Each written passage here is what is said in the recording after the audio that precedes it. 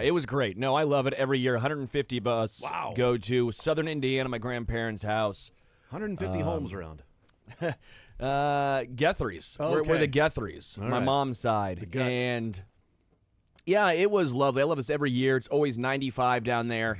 Southern Indiana is a different type of hot. Oh, my God. It's terrible, sticky and it's 95 and the everywhere. humidity is, yes, the mosquitoes are everywhere. It's just like you're somehow in a swamp with no water around you. Right. It's perplexing, confusing. You get sunburnt. We get very competitive in basketball and any sport, quite frankly. We get after it. How many people got injured? Not many. Only one person got ran over by a golf cart. Oh, that happens. Which is good. It's every family reunion. Come on. One guy had his finger almost cut off. Yep, makes but sense. he actually ended up playing basketball and was better shooting that way. And I'm like, why would you should just start cutting your fingers off because you're way better. Makes sense. Shooting. So that was neat. No, it was great overall, though. It was so much fun. We won the golf event. We do the Guthrie Scramble. My dad and I won About time back-to-back years. Hey, my squad won About time. almost everything. About time. Something else that happened over the weekend. Shout out Jack Johnson, by the way, because on Friday we were having a conversation about the Royals and different moves that they make, and he said, one of the most likely moves I would see them making is probably somebody like Randall Grichuk that they would go out and get, because it's a name that we had talked about in the offseason that they were interested in and they did not land. And he ends up with Arizona, and with Arizona selling, Jack Johnson on Friday saying, I could see a Randall Grichuk coming to Kansas City in a smaller deal.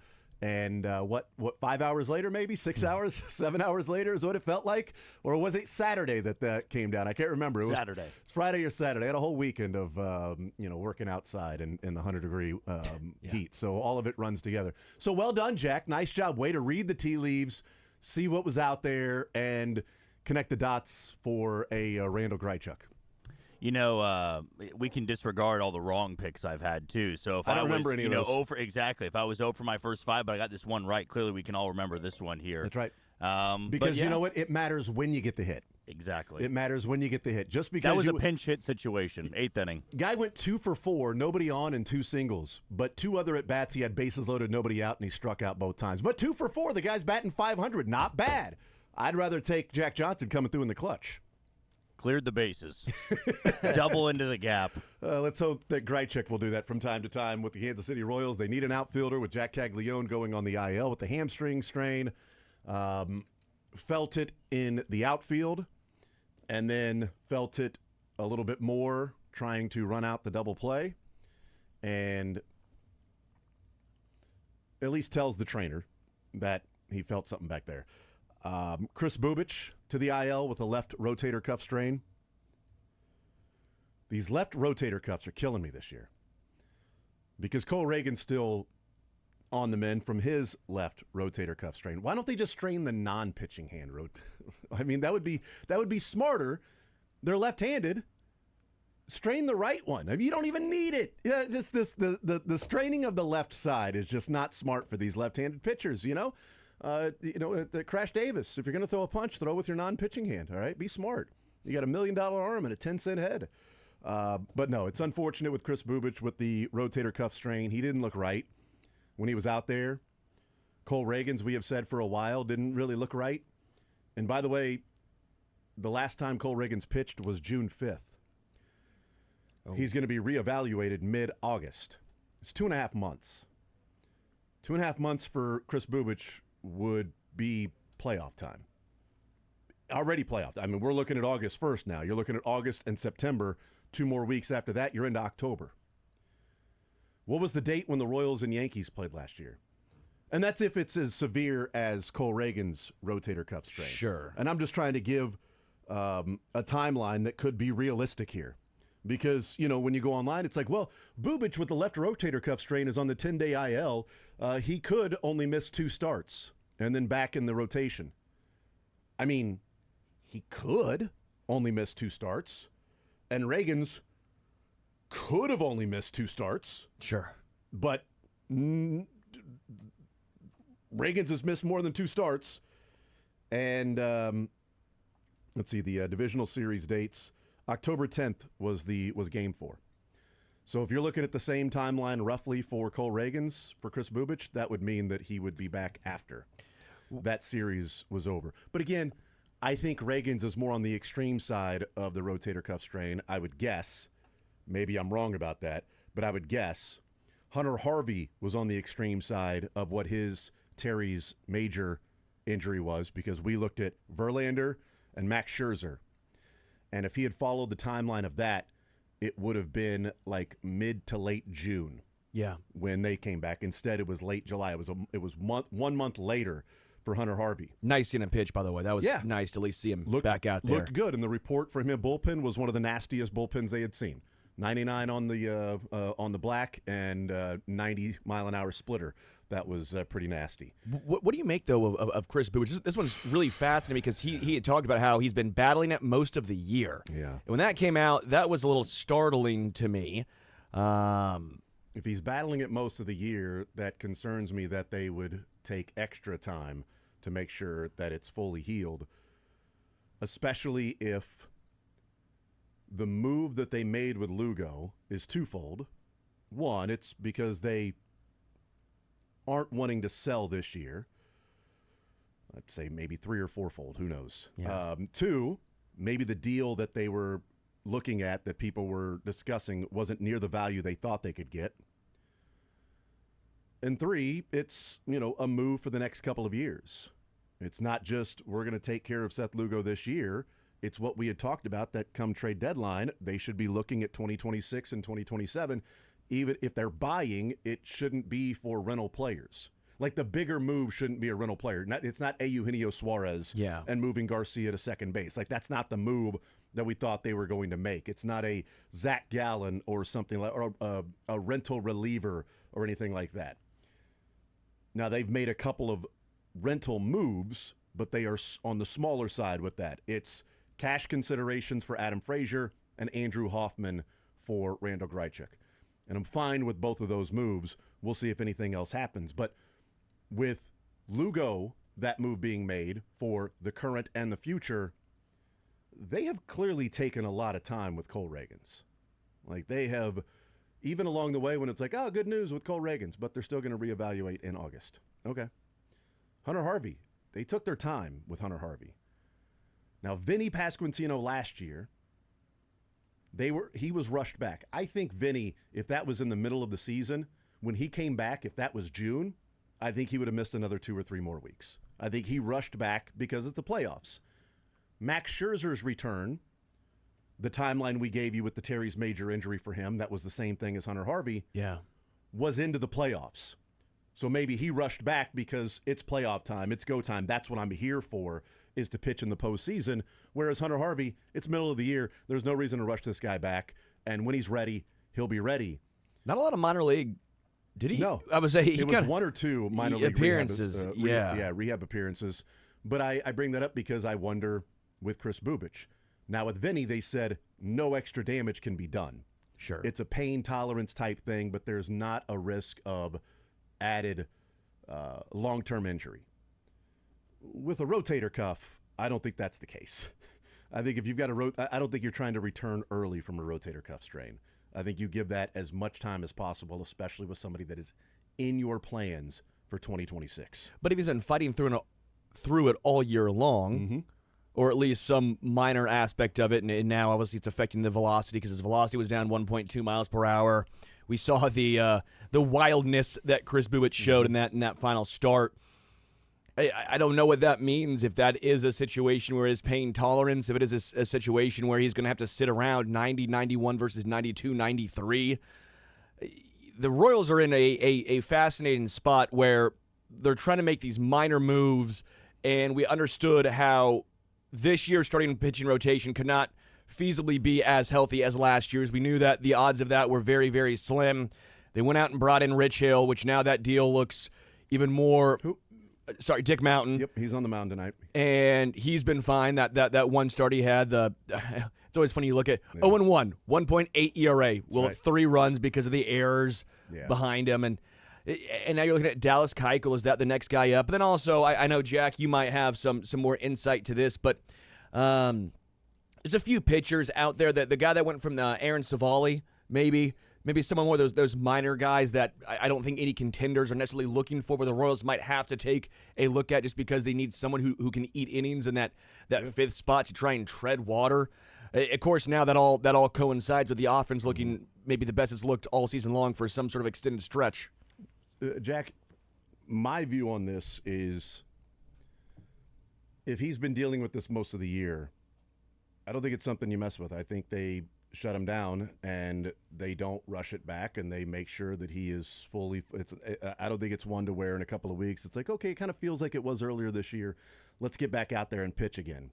I think what they did with Cole Reagans was shut him down to make sure everything was good to go and he feels as fresh as he did when he showed up at spring training.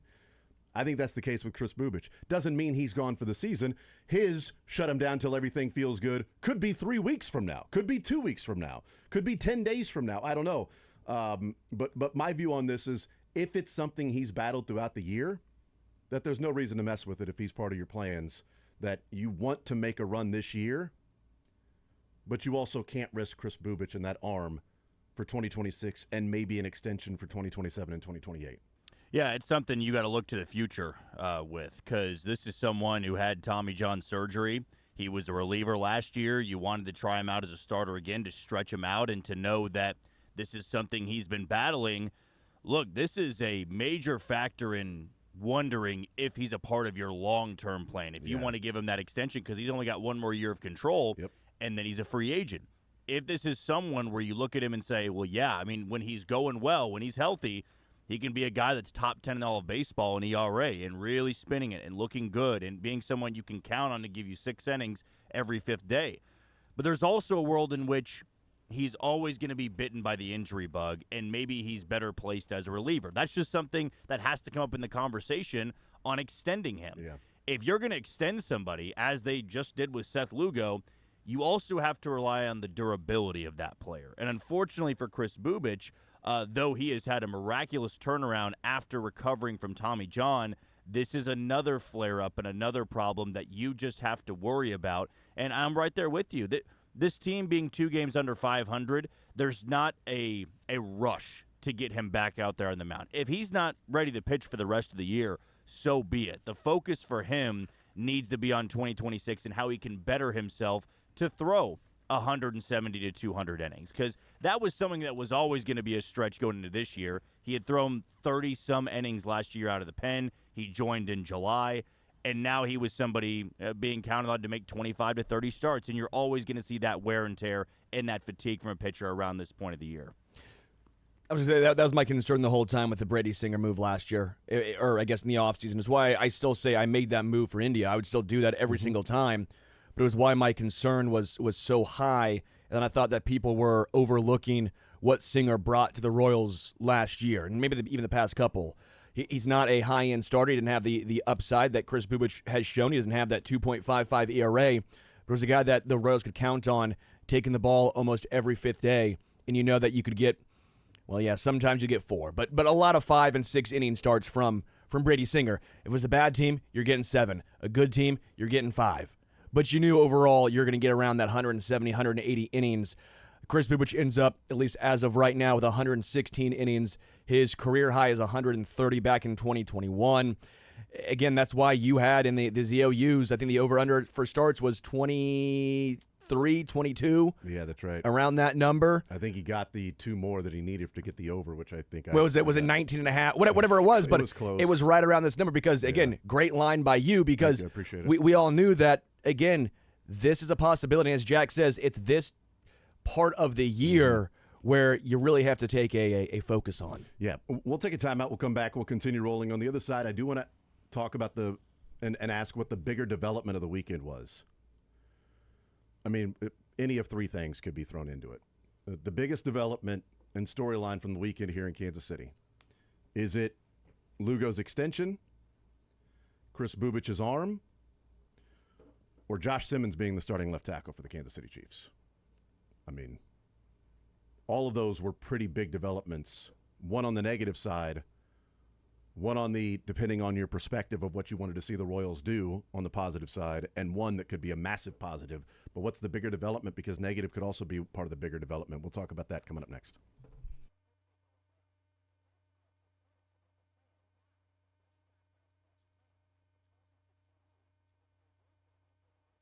All right, folks, Jason Anderson here from my friends over at Heartland Men's Health. You know, low testosterone.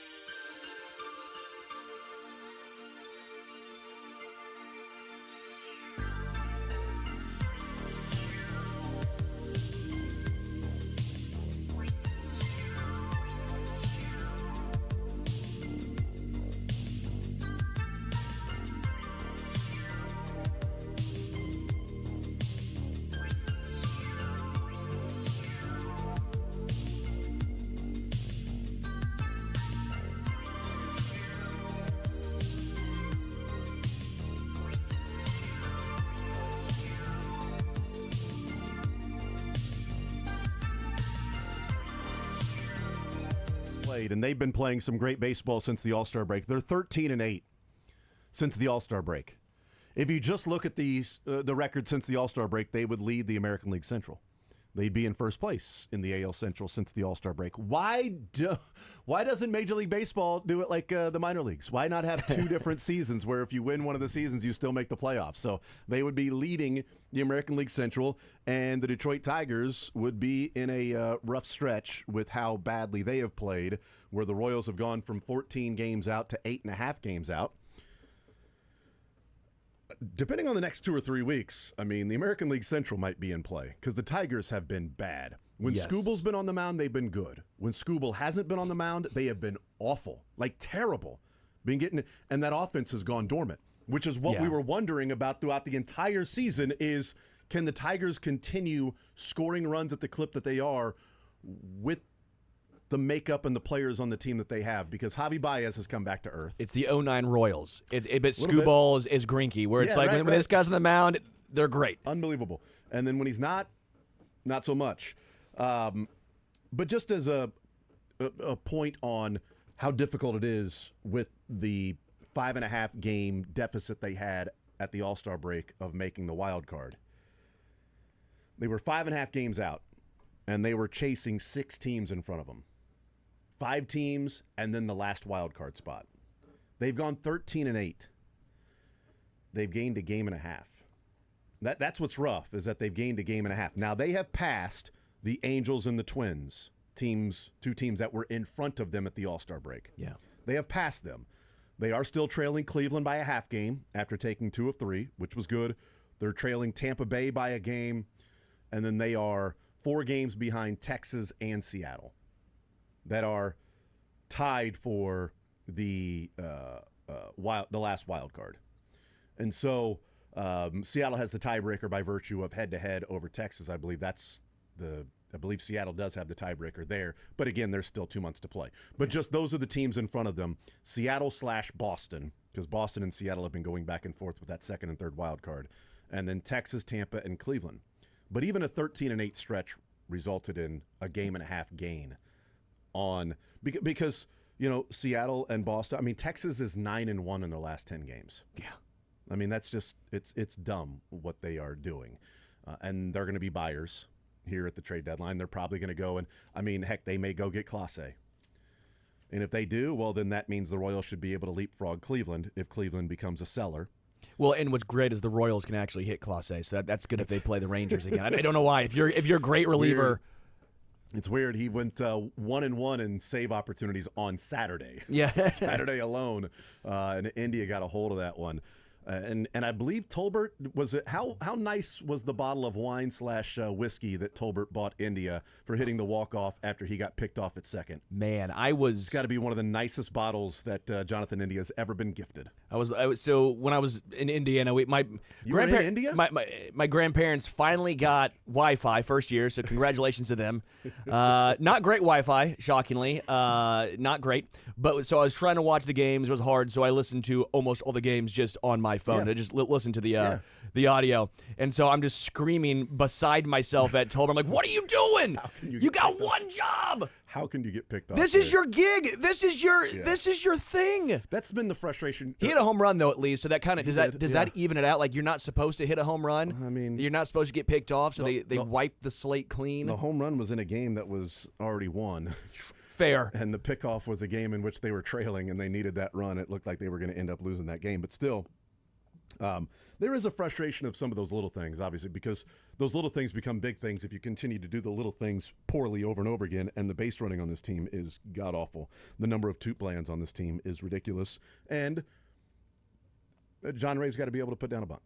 And other guys have to be able to put down a bunt. India has to be able to run the bases to get to third without sliding past it on a sacrifice bunt by Michael Garcia on that Friday night against the White Sox. Like, those things have to happen, and they've been little things along the way. But that bunt is so irritating to me, and maybe it shouldn't be, because I'm not up there. I'm not the one trying to lay down against 95 or these. It's not easy. But also, like, that's their job. Yeah. I'm not the one who's there every day, or at least you should be working on that. You're how old is he? John Rave, 27? 27. Yeah. I mean, that's the thing is like if you're not Bobby Witt Jr. Yeah, if you're Bobby or Salvi, then okay, how often do you need to work on bunting? But you're John Rave, like that's got to be. And that's not trying to be a knock on him, but if It is a you are, knock on if him. you are at no, I get sure, No, I mean, get, yeah. You're not It's reality for him. Like Correct. That's going to be his role on this team until he becomes something of more reliable production. His role is going to be when called upon. When you got guys on base in a one-run game and you need to lay down the bunt, you've got to get it done. Yeah. There's no getting around that. And it's unfortunate. Nobody feels worse about it than him, obviously. And the Royals ended up – that was a game they won, correct? I believe so, yeah. Yeah, because that was the first game on Saturday, not the second game that they ended up losing on Saturday. They had that walk-off there. All right, 913-912-4810. What's the bigger development? We'll go around the room. From the weekend – Seth Lugo's extension, Chris Bubic's injury, or Josh Simmons being the starting left tackle. Now, they haven't made it official, the starting left tackle for Josh Simmons, but I appreciate last week on this show, we talked about earlier in the week, before we saw what was going on in the rotation, we talked about earlier in the week, is the real battle, could we be talking about in a couple of weeks, the real battle in training camp is at right tackle with Jalen Moore and Juwan Taylor. And now, a week later, people are discussing, is the real battle at right tackle with Juwan Taylor and Jalen Moore? Because Josh Simmons started at left tackle, has been the main left tackle with the ones, and it was, well, Juwan Taylor's on the pup, so who knows? Then Juwan Taylor comes back and Jalen Moore only stays on the right side with Juwan Taylor. So, essentially, Josh Simmons being your left tackle. Lugo, Bubic, or Simmons? I go Lugo. And I'll explain and get into more detail of that. Sterling, Jack, where do you guys go on the bigger development from the weekend? Lugo's extension, Bubic's injury, or Simmons looking like he's essentially the starting left tackle? It's Simmons. To me, I think it's Simmons, and I think it's to me, I think it's a you can fairly say wide you margin can say it's too. not close. That's fine. Just personally because that's 5 years at left tackle. That's 5 years of protecting Patrick. And now I get it. It is training camp. We thought Kingsley. We were excited about Kingsley. So this might end up being a nothing burger, and we look back, and it is Jalen Moore at left tackle. Again, there's still that possibility. Right. But what we've seen, what we've heard right now on July 28th, it is Simmons.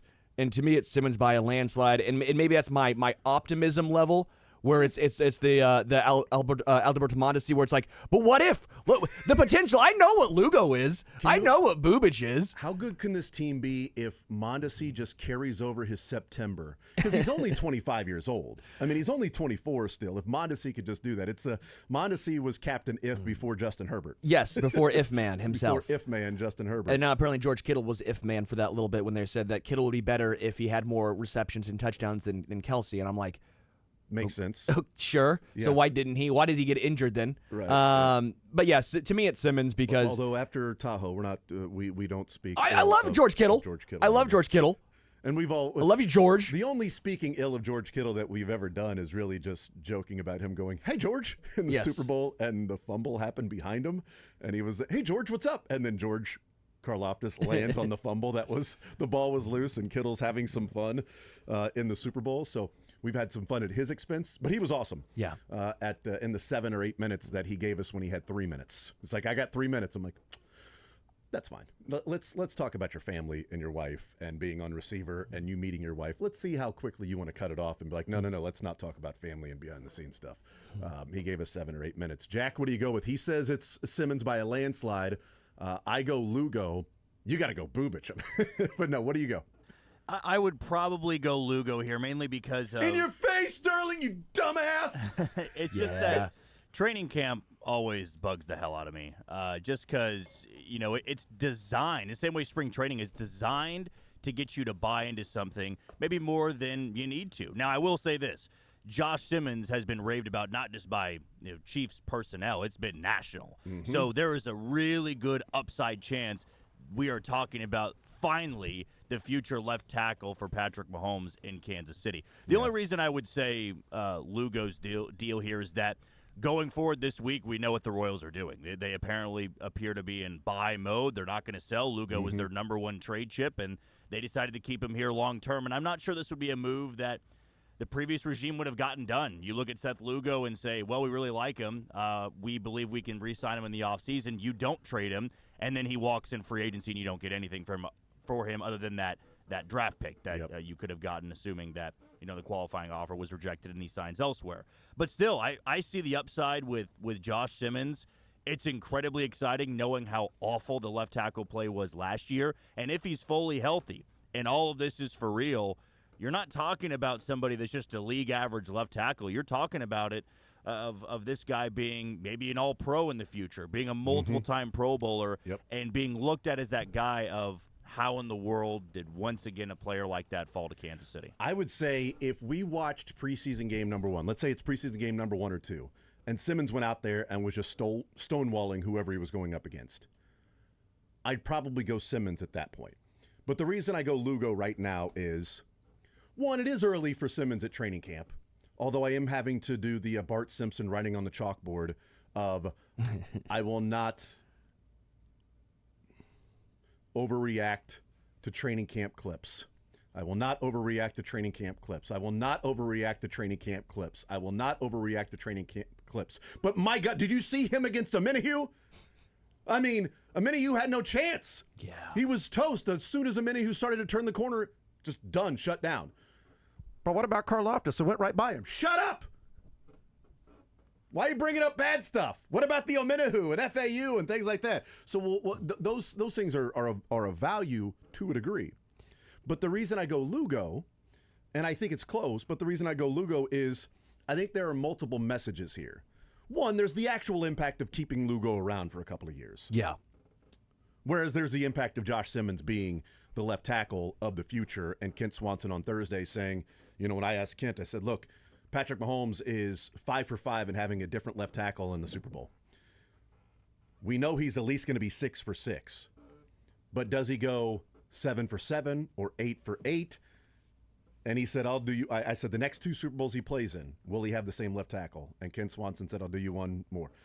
Every Super Bowl he plays in from here until the end of his career, he'll have the same left tackle.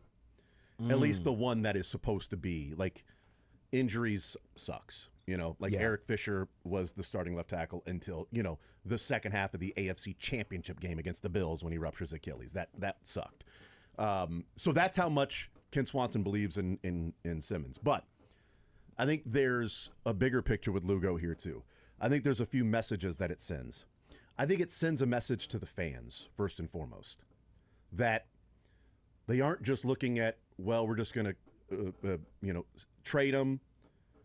We gave Waka that money. Reagan's is cost control. We know what he's going to cost, but Waka, we sort of gave the money, and that's what it is. We'll try to get Lugo back in the offseason, but we'll see what happens with that. It's a message to fans that they are not willing to just move on from guys who are productive players because the price tag might be a little too steep for them. So willing to spend some money to the players that they find of value, I think is part of the reason I went Lugo over Josh Simmons. And it sends a message to the players that, hey, we're not just selling. We believe in you guys. We're serious about winning. We brought in Grychek. We brought in Adam Frazier. We just extended Seth Lugo. Go win. Because we're not selling here. And we know that you guys have been struggling, but we've told you all year that we believe in you, that you are going to get it done. We believe in this offense. We believe in the players in this clubhouse. And so there's a message sent there. I don't know what the bigger message is, whether it's to the players or the fans. I'd probably go the message to the fans.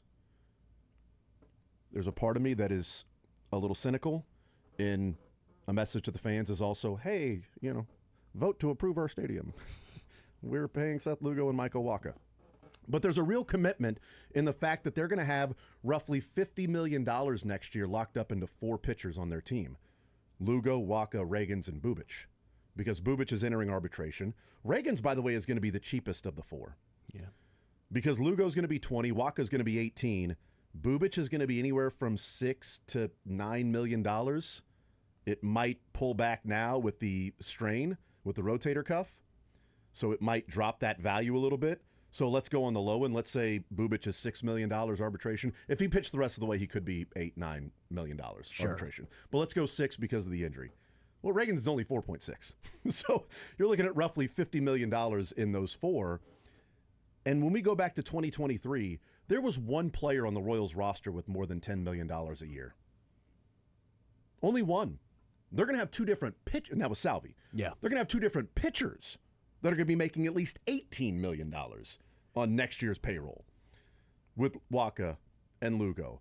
So that development of they're not selling, they're investing in the future, they believe they still have something this year, while saying that 2026 is part of the obvious plan with Lugo, in that they feel like he's a guy that is going to remain healthy, even though he is closer to 40 than he is 30. They're giving him this money.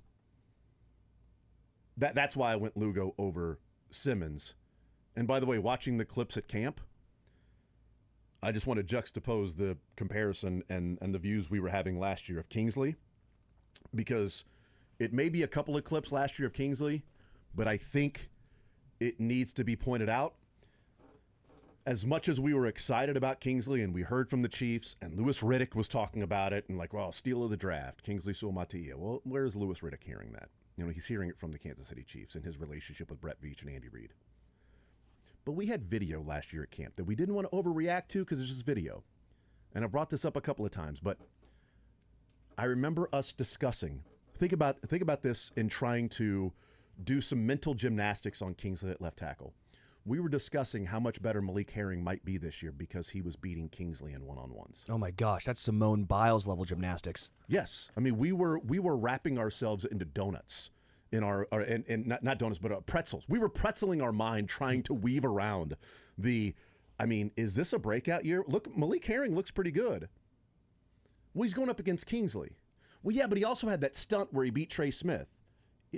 Yeah, but looking back, it was like, well, Kingsley was in that with one-on-one, with the 2-on-2 with Trey Smith and Kingsley. What's the common denominator Although here? they weren't playing next to each other, but in that particular rep they were.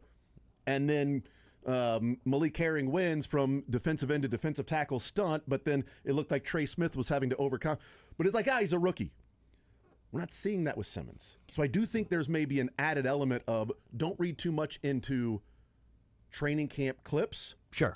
But we also dismissed some training camp clips last year because Andy, Veach, Louis Riddick, others outside the organization were like, I think it's Kingsley. He's got the talent. And Andy Heck's going to real coach him up. You know, he's got one of the best offensive line coaches that's there, where we're not having to do some of the mental gymnastics with Josh Simmons right now. It's one padded practice.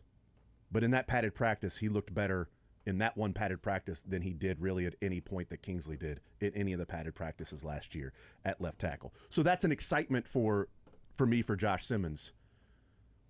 But I think the given and sort of the known is why I went Seth Lugo. But I like the reasons behind Simmons being your answer. Yeah, and again, if you're already saying right tackle battle and that it's Simmons locked up, that means that We said it before Josh Simmons was even at left tackle. What was that? But that means you have crowd. George Michael faith. You have faith in George and Josh Simmons right there. Okay. So that's what I'm going with. But by the way, I will also point out, I love the Seth Lugo extension. I'm thrilled by it, and I'm even more enamored by it because it is a lot cheaper than I expected. That's another one too. I thought it was going to be Nathan Eovaldi, 3 years, Yes. $75 million. And I am it's shocked. 2 years, $43 million with the vested option, which means that depending on how often he goes out there and wears a vest over the next 2 years is how much money he'll get. I think it's $1 million for every time he pitches with a vest on. They actually came up with that rule in the 1890s when they had to wear flannel and wool, and you wore actual suits out there. Yeah, Johnny O. Sleeveless was the guy that would wear a vest all the time, and they just called it vested interest for him. It's those Reds jerseys with like Derek Dietrich and Michael Lorenzen when they wore the vests. Yes, got that vested option for for Seth Lugo. But no, it's a number. It's to me, it's great because it's production. Starts what you actually get for that option to be vested, which would give him $20 million. If he does not meet that criteria, it becomes a club option that is $17 million. If the Royals turn down the club option, they owe him $3 million. So that's how you get the $43 million 2 years, is because you give him $20 million the next 2 years, and at worst, well, $46 million because you give him a $3 million signing bonus, $20 million the next 2 years, and then the lowest amount of money you can give him for 2028 is $3 million. To turn down the club option if it is not vested. But it could be $20 million, $17 million, or $3 million in 2028. I just love it. It was a lot cheaper than I expected. Again, Eovaldi was the starting point, I thought, in my mind. Me too. And this was well underneath it. I like the Royals, the message they are sending. You're right, with Waka and Lugo. Again, this is even good for this year. If you traded Lugo, you were for sure punting with the amount of injuries to the starting staff, which, again, that's a different conversation to have. But overall, I'm thrilled by the Lugo extension, but to me, if you can have a left tackle for 5 years at least in Josh Simmons protecting Patrick's blind side, we've seen the disaster that has been there year after year after year.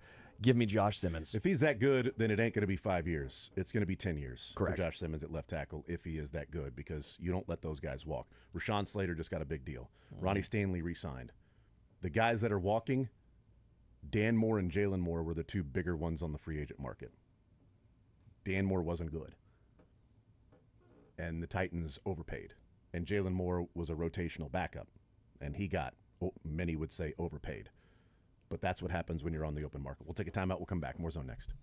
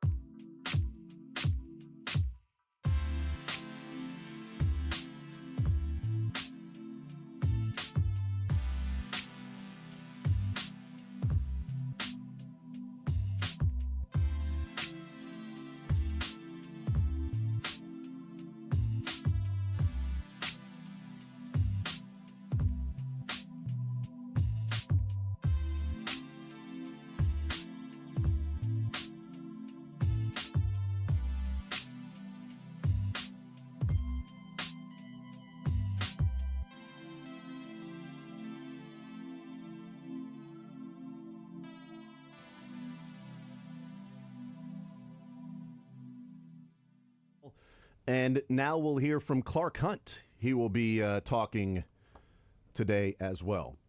So, Tech says, how different is that Super Bowl with Eric Fisher starting, and how different is last year's Super Bowl if Orlando Brown is starting at left tackle? I mean, could be. Could be totally different. Tech says, what the toot plan? Thrown out on the base like an nincompoop is toot plan. By the way, I always will go back to my backing of Orlando Brown Jr. of you stick with the devil you know versus the devil you don't. Yeah. I thought he was fine enough. Yeah, Fine. It was the contract dispute. He just didn't want to sign the contract, and they told him, here's the contract. If you don't sign it, then we're going to move on because we can't let other guys go off the market. And he said, I want to test the market, so I'm going to move on. So they gave the money to Jawan Taylor, right, wrong, or indifferent. Hated that one. I know, but that was the plan B for them. They had to go plan B, and Orlando Brown got less money. Yeah. So really you can make a case that both ended up on the short end of that decision by Orlando Brown. Yeah, agreed. By the Chiefs getting Jawan Taylor, paying him that money, and Orlando Brown getting less money. Although, if that was the case, maybe they don't have Josh Simmons, but maybe they also have, another Super Bowl last year. So we'll see. Tex says it's Josh Simmons, no question. He could be the left tackle for the rest of Mahomes' career. Thank you. Thank you, Texter. Yes. I totally understand that. Totally understand that. Texas are not 13-8 since the All-Star break. They're 5-4. Sorry, that's July. My bad. I meant you. Yeah, I did it in 3 categories: July, All-Star break, and I looked at the All-Star break while looking at the July record. So thank you, Texter, for correcting that, because I know I said All-Star break, and they're 5-4 since then, but 13-8 in July after being dog bleep in June. They have turned that around. Texas says Tolbert is 2 scoops of ass. So there you go. Tex says, shouldn't we acknowledge that this ownership group is a 180 from the Glass family? It seems that way. I know that the Glass family has certain views around here, which I can't really dispute, but also acknowledging that there is a World Series with the Glass family as owners and Dayton Moore. Correct. That should also be acknowledged as well. But, agreed. But to that point, this ownership group has been willing to spend money. While original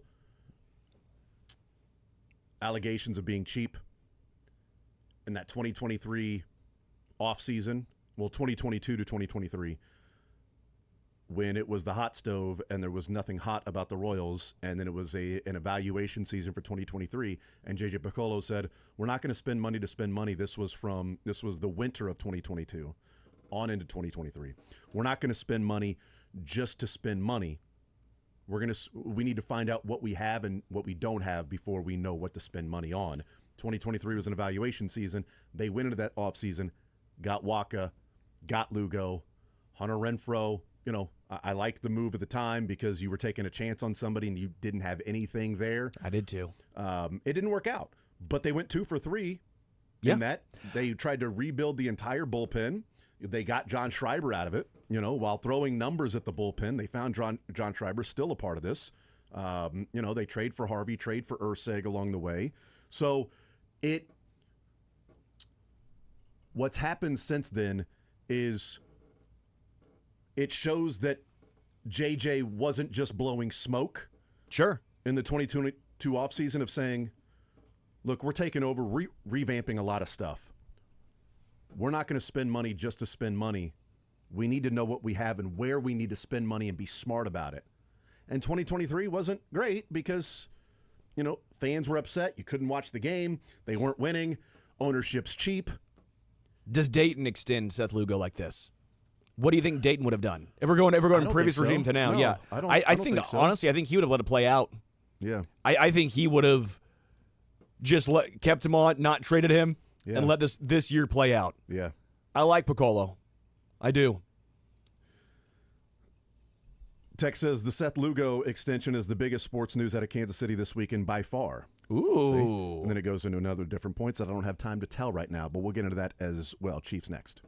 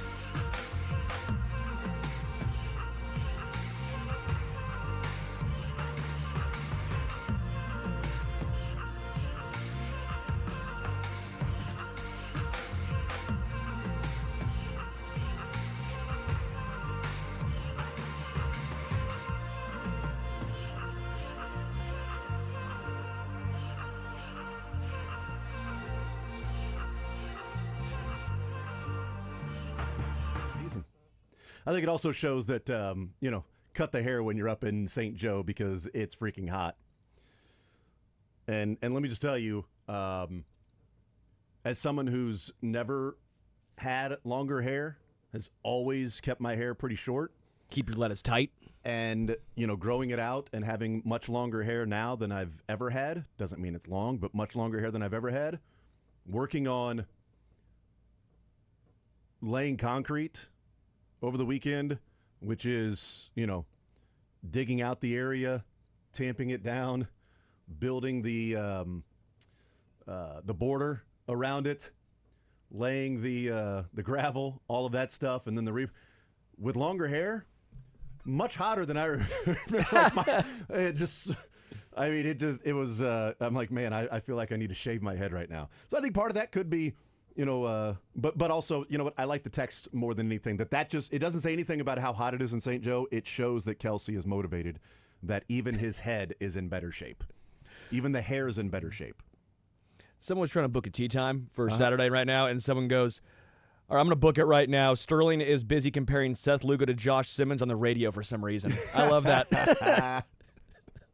I like it. I like that. It's a lot. But yes, that time works for me, boys. That time works. Yeah, for sure. Good to know. You got to keep your lettuce tight. But yeah. I do think it's interesting. We were in the break right there, and it's all positives. I mean, the Buick part, no, it's not. But the Lugo and the Simmons, it's not like we're comparing, okay, well, what was the return for Seth Lugo? Was that the amount that we think the Royals should have gotten? And, oh, no, Josh Simmons has a limp in that knee. No, we're talking Josh Simmons looks like he's going to be the left tackle for Patrick for the foreseeable future, and Seth Lugo is going to be here in Kansas City for the next few seasons. Like, these are positives happening in Kansas City. This is a nice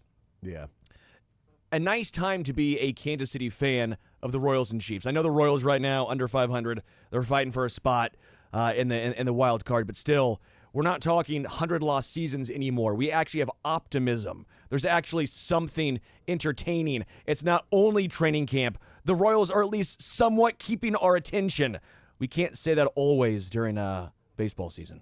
Text says about the Seth Lugo extension. I read it, but didn't have time there to get into the rest of the text on saying the Seth Lugo extension is the biggest sports news at Kansas City this weekend by far. It continues. It shows the current owner, John Sherman, is here to play ball long term. He's here to spend money. He's backed that up by the free agent signing spree a year and a half ago, the Bobby Witt Jr. contract, and now stepping in and paying Lugo. That's the type of money that this team and this organization just never used to spend. Agreed. That's why I went with Seth Lugo for all of those reasons. The texture continued. I don't think Bubic's shoulder stiffness is really a big deal if he's been pitching through it all year, and nothing is set in stone with the Chiefs until the season actually starts. The reason I think the Bubic thing is a bigger deal is because while he's been pitching with it all year, it now got to the point to where it was untenable, and now it's worse than what it was before because he's lost the control, and now he's actually going on the IL to either calm that thing down or let it just get fully healed. Clearly, he was able to pitch through it before, and the trainers did not think it was as big of a deal. Clearly minor, but not the case now. And if it was minor, but now it's moved into something that is resulting in an IL stint, there's no reason to heal it only to where it was before while he was pitching through it, as opposed to healing it to where it's completely healed and you don't have to then pitch through the pain or pitch with the strain. You're simply fully healthy and ready to go when you return. I disagree with that. If the Royals continually win and they start winning more games, and let's say they go 7-3, 8-2 over the next 10 days, and let's say he misses 2 starts, but he's back to where he was originally. Yeah. Where, let's say, start 10 in the season, around there. I'd entertain bringing him back. I'd entertain saying, hey, I know you're not fully healthy, but you're about where you were. I'd entertain that. Tex says, as someone who's bald, if I had the chance to play with a nice head of lettuce, I would totally be rocking something. There you go. Everybody's always, it's like, if I knew that I would look good bald, I would just shave my head and never have to worry about the hair ever again. If I knew that, but again, as I've said, if I shaved my head, I would look like Adam Silver. And so I don't want to look like Adam Silver. Terrifying. Yeah, I don't want to do that. So I'll go with the head of lettuce and grow it out a little bit more. What do you think Lebo would grow if he could right now? I would hope that he would grow a mullet that it looked like when he was at the pickleball That's strong. tournament at Chicken and Pickle. He looked good with that wig. Oh, dude. I'll give him that. Fantastic, man. It was great. He was built he needed for the mullet. he needed the headband, though. Yeah. And by the way, when the tournament started, Lebo had told us that Davey B, because his team was pretty good, and Davey B plays in all these tournaments. He's like a professional pickleball player. And so Dave Borchard was apparently supposed to then wear the mullet wig, but he did not. He did not do that. So I watched the first match that they had in the first round for Davey B, and they smoked the team they were going up against. It was pretty quick. Looking over them, like they just kept getting point after point, and all of a sudden they're shaking hands. I'm like, good God, that was fast. But no wig, no mullet wig, so did it actually count? It did not. As a man who actually used to have a mullet myself, I got it right now. I liked having it, but to get it to the mullet point is the non-fun part. That's the My son has enjoyable aspect of it. My son has a pretty legit one, mullet. Now the hair in the back is almost down to his shoulders. So he's business in the front, party in the back? He's business in the front, cool guy on the sides, and partying in the back. Hard. Essentially Bobby Witt's haircut. And he got to run out with Bobby Witt 2 Sundays ago for the Chevy All-Star kids that they do on Sundays.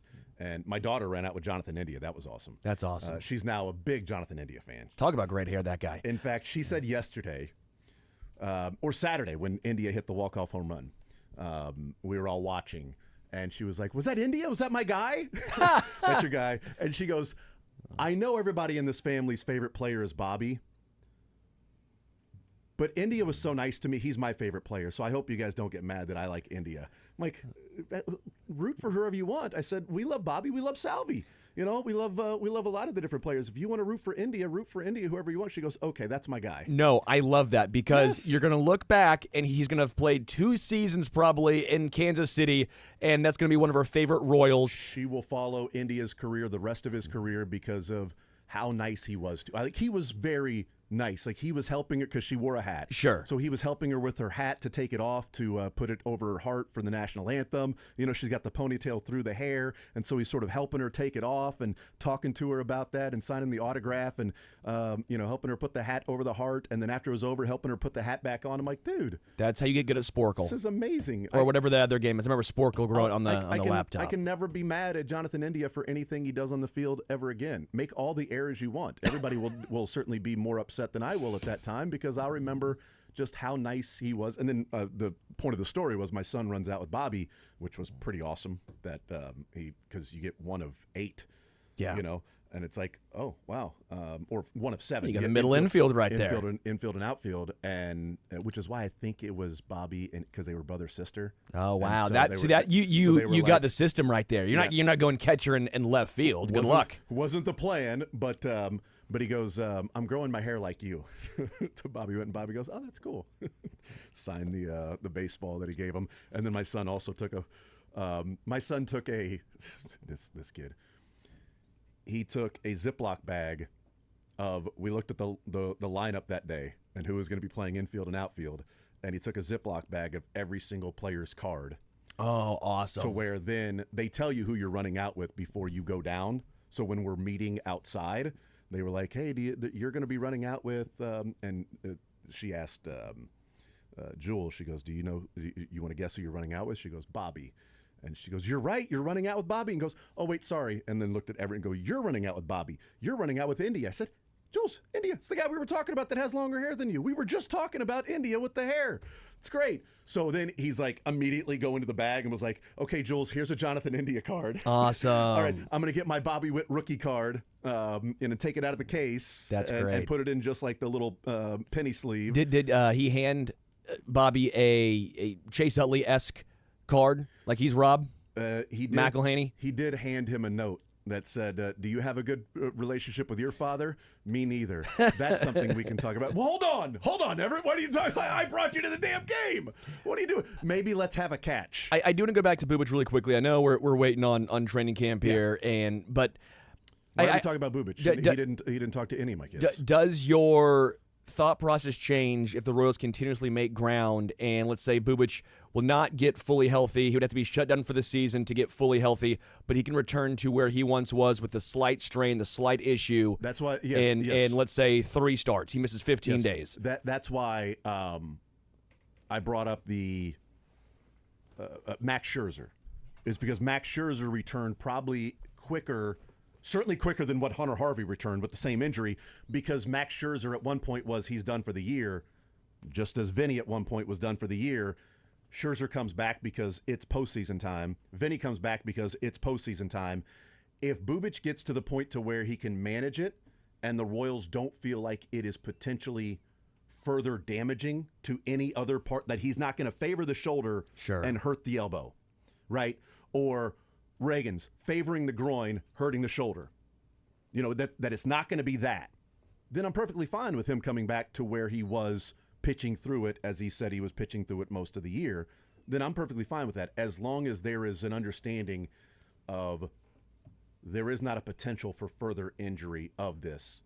And whether more importantly or not, I'd say just as important is he effective, or does he look like he did over the weekend? Correct. When he walks the first 4 batters of the game, that's not the Bubic. That's not the all-star Bubic. Yeah. That's the guy still struggling and trying to work through it, maybe to a larger degree, Bubic. If he's earlier in the season, Bubic, to get to the all-star game and playing through it, and they don't feel like there's a lingering issue long-term, that once the season's over, rest and he'll be perfectly fine, then yeah.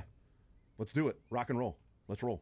By the way, Bryce Harper, I became a huge fan of because apparently he just cussed out Rob Manfred, so we got that going, which is nice. Wow, Dylan is. I was a big fan of Bryce Harper anyway, because most people around baseball will tell you how amazing of a dude he is and how awesome of a guy he is behind the scenes, and helping out kids that are less fortunate, kids that are sick, going to children's hospitals, things that Bryce Harper does that isn't necessarily, let's get the cameras together and let's go. We talk about, Taylor Swift going to Children's Mercy, and the only reason we found out is because people at Children's Mercy were taking videos and putting them out. Like, she didn't have a PR team to go and follow her around with cameras and put it out on IG or anything. It was just, let's go visit the kids here. Apparently Bryce Harper does that a number of times. So I am already a fan of Bryce Harper. Now he's cursing out Rob Manfred. That's interesting. Yeah, so Bryce Harper tells Rob Manfred to get the bleep out over salary cap during meeting with Phillies, according to Jeff Passan. So love that. He had a meeting with the Phillies? I don't know. Apparently he was there, and Bryce Harper told him to get the bleep out. So Bryce and I have that in common. We both swing a bat left-handed. Okay. We both throw right-handed. Yeah, that's right. We both have had a mullet at some point in our lives. 100%. We both have lived in Philly at some point. There you go. Right? And then number 5, we both dislike Rob Manfred. See, and I'm fine with the disliking of Rob Manfred, but on this point of, and I don't know what the point was, but if it's, hey, we should look at instituting a salary cap here. No, we should take the net down. I don't know. No, but we should institute a salary cap. If that's what is offering Bryce Harper or prompting Bryce Harper to curse out Rob Manfred, I'm on Manfred's side on this one. I actually don't know what it was about. Yeah. I just saw that little blurb, and it made me excited. But if it was about that, then Bryce Harper's missing the bigger point that a salary cap is also a salary floor. So yes, Bryce Harper may not be getting as much money. Oh, here we go. But the lower level contract guys would be getting more money. I'm team salary floor versus salary cap, by the way. Well, you get one with the other, both of them. Bryce Harper stood nose to nose with Rob Manfred during a meeting between the MLB commissioner and the team last week, telling him to get the bleep out of our clubhouse if Manfred wanted to talk about the potential implementation of a salary cap. Yeah, I'm on Manfred's side on this one, salary cap and salary floor. The confrontation came in a meeting that Manfred conducts annually in an effort to improve his relation with every team's players. Nailed it. Here's Matt Nagy. Go ahead. I did, yeah. Yeah, it was great. Got to get some time off, play a little golf, and get back at it. So. Yeah, he's doing a good job. He's you got to OTAs again, like a lot of these rookie wide receivers, we put a lot on him, and I think that he's grown from OTAs till now in the summertime. He's been able to really, there's some little things he's doing within his routes, whether it's in zone or winning versus man. So he's doing some good things. We want to keep making him grow, leading through what he sees. I think he's a visualizer, so when he sees it, it takes him one time, then the next time he comes back, he does a good job. How much of that is also applied to tight end forward? Obviously not a rookie, but he's getting a lot of reps there with the ones. Very similar. I really like where he's at. He came in last year about halfway through the season, and there's a lot to this offense. We do a lot of stuff, and I think verbally, these guys, when they come in here, they want to make sure that they're just lining up the right way. What that does is it slows them down when they play. So now that he's had a little bit more time to marinate in this offense, he comes here now during the summertime, and you can see he's playing a lot faster, and we're getting to see what he can do. It's been exciting for him. Who's that? Yeah. No, that's been a focus for us. I think we all talk about last year and how it went, as far as the lack of explosives. Being able to figure out, okay, where's that start at? What are we doing, making sure we're doing our job as coaches? What are the players doing, putting it all together? And without a doubt, that's been an emphasis, and we want to speak it into existence. It starts with teaching it and making sure the guys understand it, and then when we get out there at practice, we execute it. I know it's still relatively early for him, but what's jumped out to you this year? Probably, this is the first time that it's been after a Super Bowl loss for me that I've seen him. So, right after the Super Bowl loss, all of us, we take it very personally. But I think there's a level to it as well, where you're careful of not making sure it's like some deal where you're focused so much on what happened last year that you let it. It hasn't happened with any of us, and with Pat, we've gone back to a lot of the foundational stuff, whether it's mechanics, footwork, timing, progression, almost to like when he was a rookie again, and he embraces that. He wants that. So it's important for us to stick to that, but then also continue to never take away what he does so great. I think you see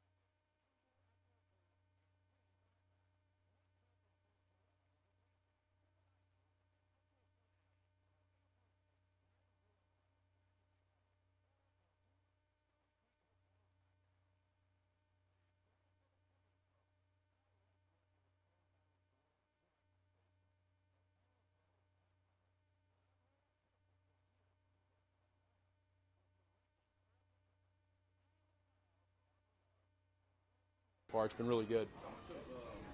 I know you always talk about footwork with Pastor. How much of that is footwork connected to his pinpoint accuracy? Yeah, whether it's opening up his shoulders, whether his feet are too close together, the rhythm and timing. Like the other part of this too that we talked about in OTAs is making sure that the wide receivers, make sure you get your depth. If you're a quarterback back there and you're dropping back and you're not ready to throw and they're breaking the route down too short, you feel like you're late, but it's not your fault. Or if then Pat starts to train his body to where his feet don't match the route, then you're off kilter. I feel like we got there too much last year, and that's what we're really trying to lock in on this year is get back to basics. Trust each other, right? Us as coaches trust the players, players trust the coaches, vice versa. We got great players in this room, and I think we as coaches have taken it personally to make sure that we have this aggressive mindset, and it's been good. We're not just seeing the glimpse. What excites you most about Josh Simmons? The glimpse of athleticism is rare. It's special. I like his mental right now, where he's at mentally. We all see what goes on out here in practice, but then we take it to walkthroughs inside. He's so laser focused and understanding from Coach Heck on maybe there's a mistake or a mental where his assignment-wise he doesn't go to the right spot, so we repeat it and go through it. He cannot have enough of those. Physically, he's super talented. It's the mental side, and then it's the communication part with the left guard and the rest of the O-line. But I really like where he's at. He's a true pro right now, and this is just the beginning. Okay. Yeah, Coach, with Josh yesterday, and really the specifics of being able to break down the first day of practice with pads, is there anything you learned about him, anything that stood out that you just wanted to maybe even get to be reinforced once the pads were on? The biggest thing with the pads probably right now is some protection. We did a few runs yesterday, but protection-wise, just making sure that if he hears a check at the line of scrimmage from Pat, or if he hears a certain protection call from the guys on the line, that it clicks in his brain to be able to make that execution into play. And so there was a few plays yesterday where mentally he was off, but that's okay to see. Taking that now till today, which we haven't watched the film yet, but when we go back and watch the tape, did you make the same mistake twice or not? And that's where I think he's doing a good job with that. Probably the other thing, Matt, too, is there's a lot of that goes on right now because there's several mistakes, which is normal. Making sure you don't get frustrated and discouraged because of that, and he's excelled at that. How's his anchor been, just as far as the strength in that knee? Good. I really haven't noticed anything there, and that's a positive. I asked Xavier Worthy yesterday about the game slowing down for him and if it had started the concept yet. He said it started at the end of last season. Are you seeing any carryover from that, last game of Super Bowl to right now? 100%. And I think you felt it probably three-quarters through the season last year. When he showed up in OTAs this year, he would come over to me a lot and just kind of talk through now what he's seeing on the second level with defense, not what we're doing. You know what I mean? So, like, if we break the huddle, these guys right now, these young, like Royals right now, he's trying to think, where do I line up? He's not seeing the defense right now. That's okay. That's normal. Xavier was there. Rasheed was there before. Now they're level 101, 202, 303. Xavier's 202 right now, in my opinion. And so he's seeing the coverages. He's seeing leverages. When you put his talent with breaking the huddle, seeing the defense, and now executing, now the next part is the timing with Pat, and that's what we're working on in camp. We're going to go last to Todd and Tim. Ask about several of these wide receivers. Seems like a really good room. Is this as good a group as maybe you've had in a while here at this point of the year? Yeah, for me, and not to take anything away from any receivers that we've been with here or anywhere else, for me, this collective group of wide receivers from top to bottom is very extremely competitive, talented, and they're competing, they're pushing each other. I'll bring up a guy that right now isn't, I don't want to take for granted, is Juju Smith-Schuster. Unbelievable right now with what he's doing as far as a leader in that room. Watching guys out here in walkthroughs, he's taking these young guys and using his experience and giving his knowledge to them, and it's exciting because he's a great player. So from top down, we have a lot of speed. The guys have knowledge, they're smart, they play fast, they're tough.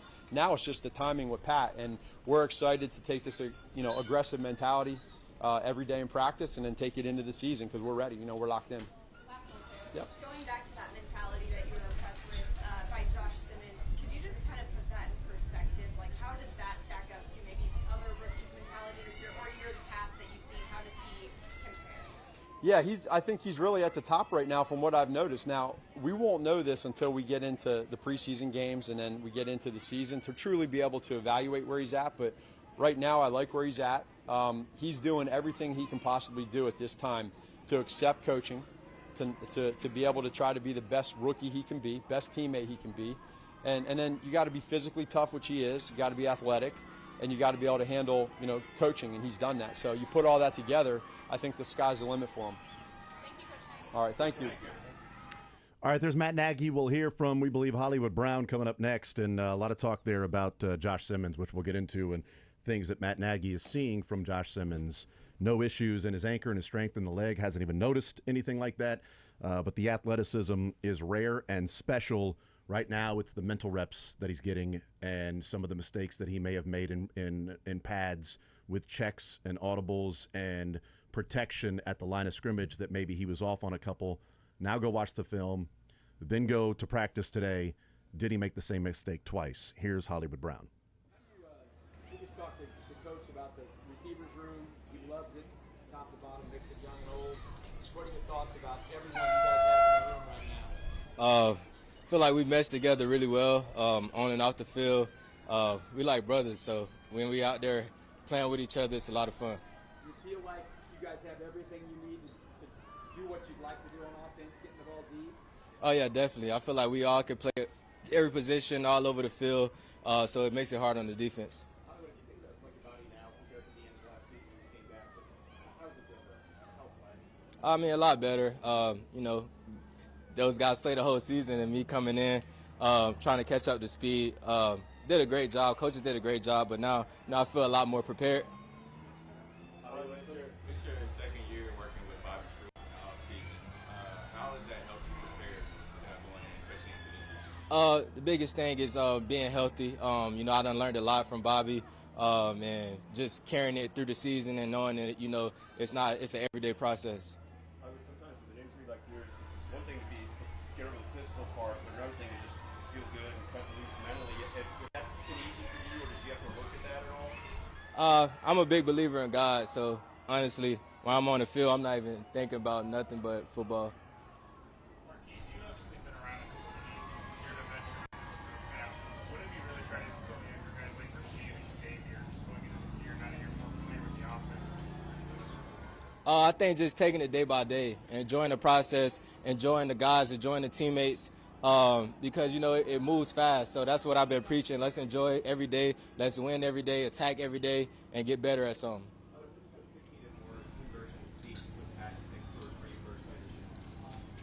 Just doing us, being where we need to be, winning our matchups. What's your impression of Jalen so far in training camp? Jalen is a quick learner. He's taking advantage of his opportunities, making plays. I think he's going to make some plays for us. Patrick said back in OTAs that it wasn't as much as this year, the short game and the run game maybe opening up the deep ball, but the deep ball opening up everything else. How do you see that, you know, as something that you can do? Usually it's the other way around. How do you kind of go from that philosophy that you want your deep game to make it easier for everything else?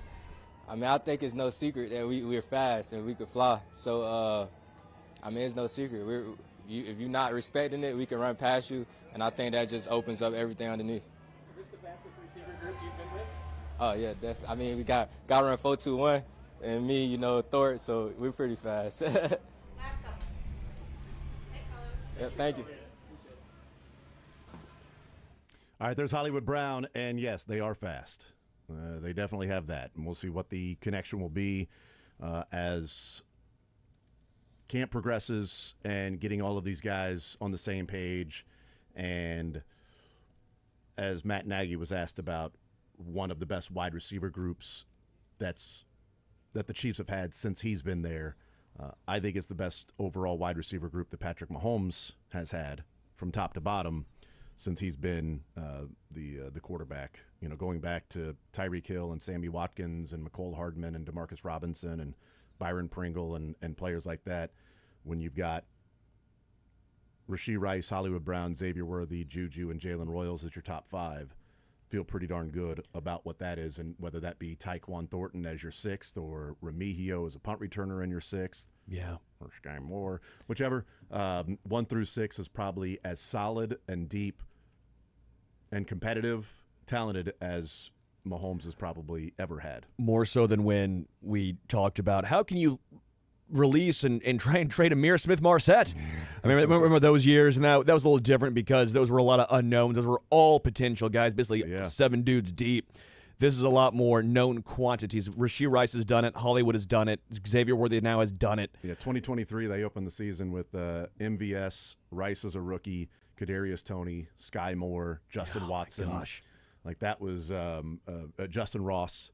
That was the group that we were talking about, how good they were and how deep they were as a wide receiver room. But it's clear that this, to me, is the best wide receiver group that he's had, if healthy, and also non-suspended when they're out there at the same time, which hasn't happened very often. In fact, happened 0 games last year. Happened 1 snap last year that Rice, Hollywood, and Xavier Worthy were on the field at the same time. It was the first play of the first preseason game. That's it.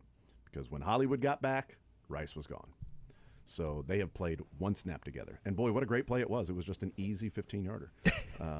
So it was great. But we're going to hear from Trent McDuffie coming up next. Trent McDuffie, Mike Pennell, and then Clark Hunt we'll hear from at the podium today. But Trent McDuffie, I believe, is going to be next up as Hollywood Brown and Matt Nagy. We have heard from them.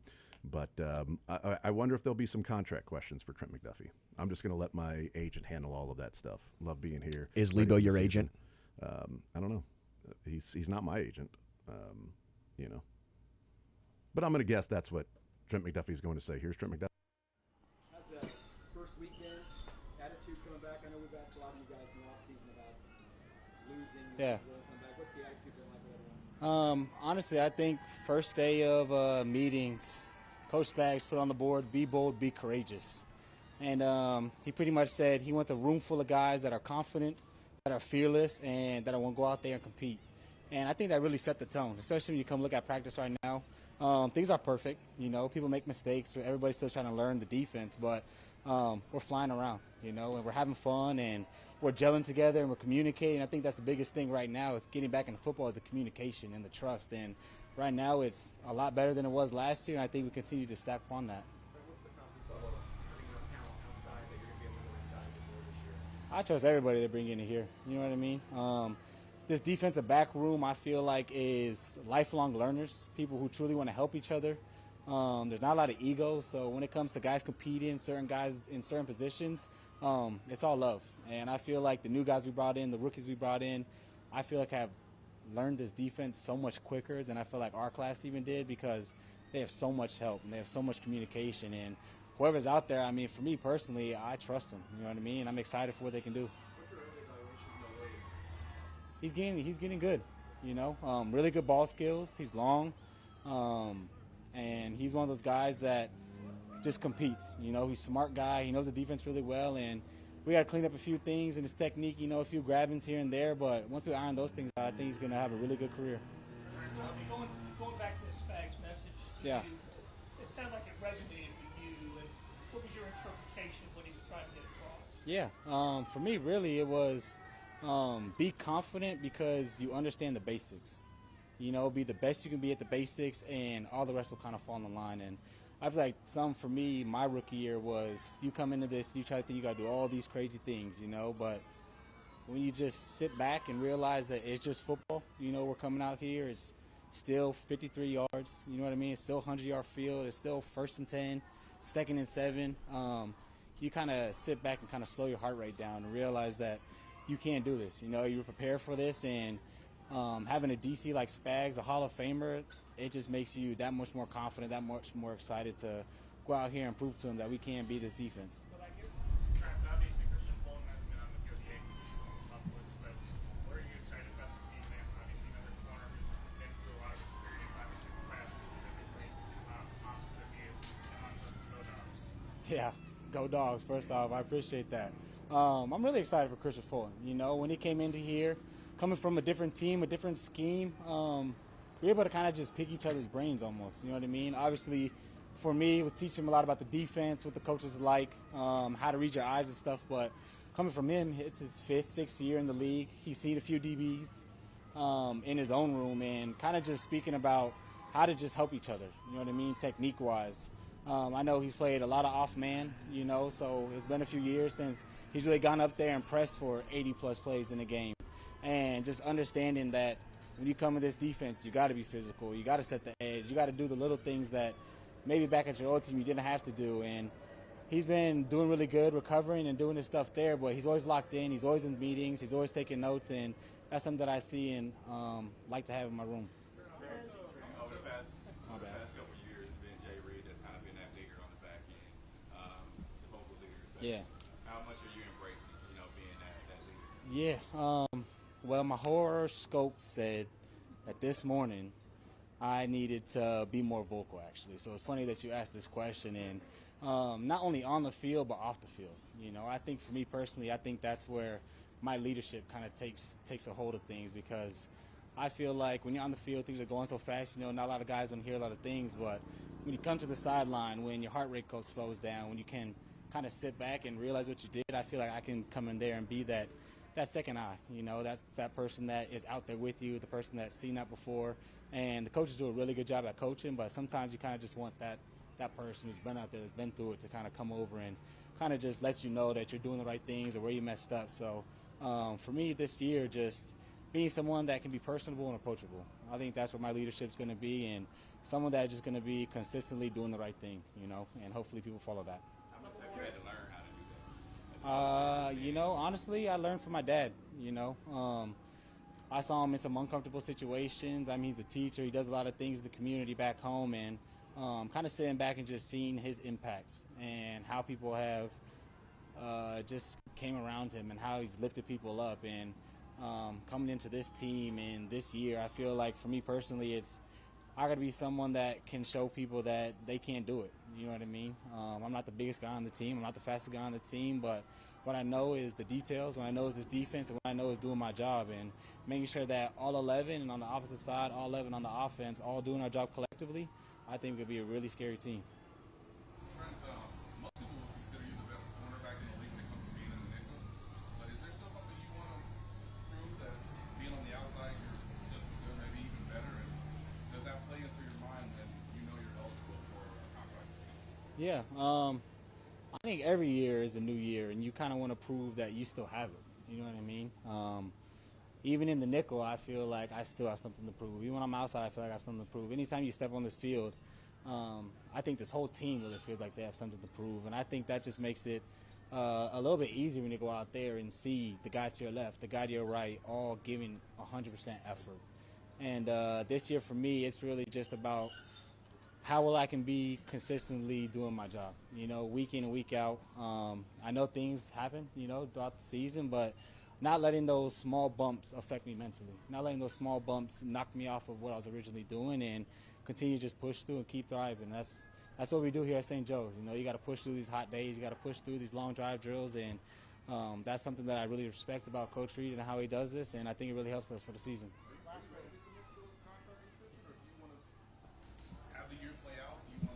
You know, personally for me, when it comes to contract stuff, my relationship with my agent is, I feel like, the biggest I've ever had. I respect him a lot. I trust a lot that he does, and with that, I've allowed for him to really focus on contract stuff. For me, I really just want to focus on ball, especially moving forward. I mean, these 3 weeks of camp, starting season, it's all about the guys here and how I can make them better. And, you know, I love being a Chief, and I know the contract stuff will come, but that's really not on my mind, and I'm just here ready to get football. Awesome. Thank you. Yeah. Thank you, guys. Appreciate it. All right, there's Trent McDuffie, and yes, he's got a great relationship with his agent, and let him handle all of that stuff, and he just wants to go out and play ball. You're about word for word on what it was. Go play ball, man. Just let me go play ball, which kind of what you would expect him to say. We're going to hear from Clark Hunt before Mike Pennell. So Clark Hunt's going to be at the podium, and here is Clark Hunt. It's great to see everybody. We're excited to be in week 2 of our training camp here at Missouri Western. I want to say thank you to the staff at Missouri Western. Dr. Kennedy and her entire staff do such a great job of hosting us every year. We love being up here in St. Joe and appreciate the community and the opportunity that we have to come together and lay the foundation for the upcoming season. Certainly with the season not finishing like we wanted it to last year, I sense a urgency on behalf of everybody associated with the team on getting here, getting on the field, and getting prepared for the upcoming season. That'll open it up. This first, since Trent was just here, we were asking about contract stuff. You guys have done a lot of big deals this offseason. Is Trent McDuffie a priority to get an extension done? Is it something you guys would like to do before the season or afterward? Yeah, well, we were excited to get the guys done that we did this offseason, and I think one of the themes you saw was rewarding players that we had drafted. I'm a big believer that you build football teams through the draft, and we're lucky that Brett and his team have done such a great job, and we have so many players who played at a high level and that we would like to keep long term. I don't want to speak specifically about any one player, but it is a priority for us to keep the nucleus of the team together. How close do you feel like that you are as far as making a decision on a future stadium, and what do you are the obstacles that right now are in the way towards making that final decision? Yeah, I know Mark Donovan spoke to you all a week ago and shared that we've made a lot of progress, and that's absolutely true, and that progress is on both sides of the state line. We're grateful to have 2 really good options. I don't want to get into how close we are to making a decision, because I found over time with stadium situations that until they're done, they're not done. There's a lot of work, a lot of moving parts, and we're working through those. Certainly, I would say we feel an urgency to bringing the process to a conclusion, but that doesn't mean I can will it to happen in any specified period of time. When you say there's 2 great options, is that simply Missouri and Kansas, or is that a new stadium in Kansas versus staying at Arrowhead, Missouri? Well, I think if we were to move to Kansas, it would obviously involve a new stadium, and our priority on the Missouri side has been a renovation of GHA Field at Arrowhead. So those are the two primary options. People look from the outside on that. I mean, obviously, the two projects would cost a different amount of money. The states have both done different things. There's still an obstacle in the county.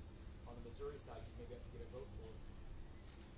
Generally speaking, it seems like it would probably be more money out of the Hunt family's pocket to move to Kansas, but an easier path without having to get a vote, and a little less money to renovate. Is that about right? And are those the factors that are going to help you make the decision? Like, how big a factor is getting that vote done, and how much money is going to cost you guys? Yeah, the two projects obviously cost different amounts. That's absolutely true.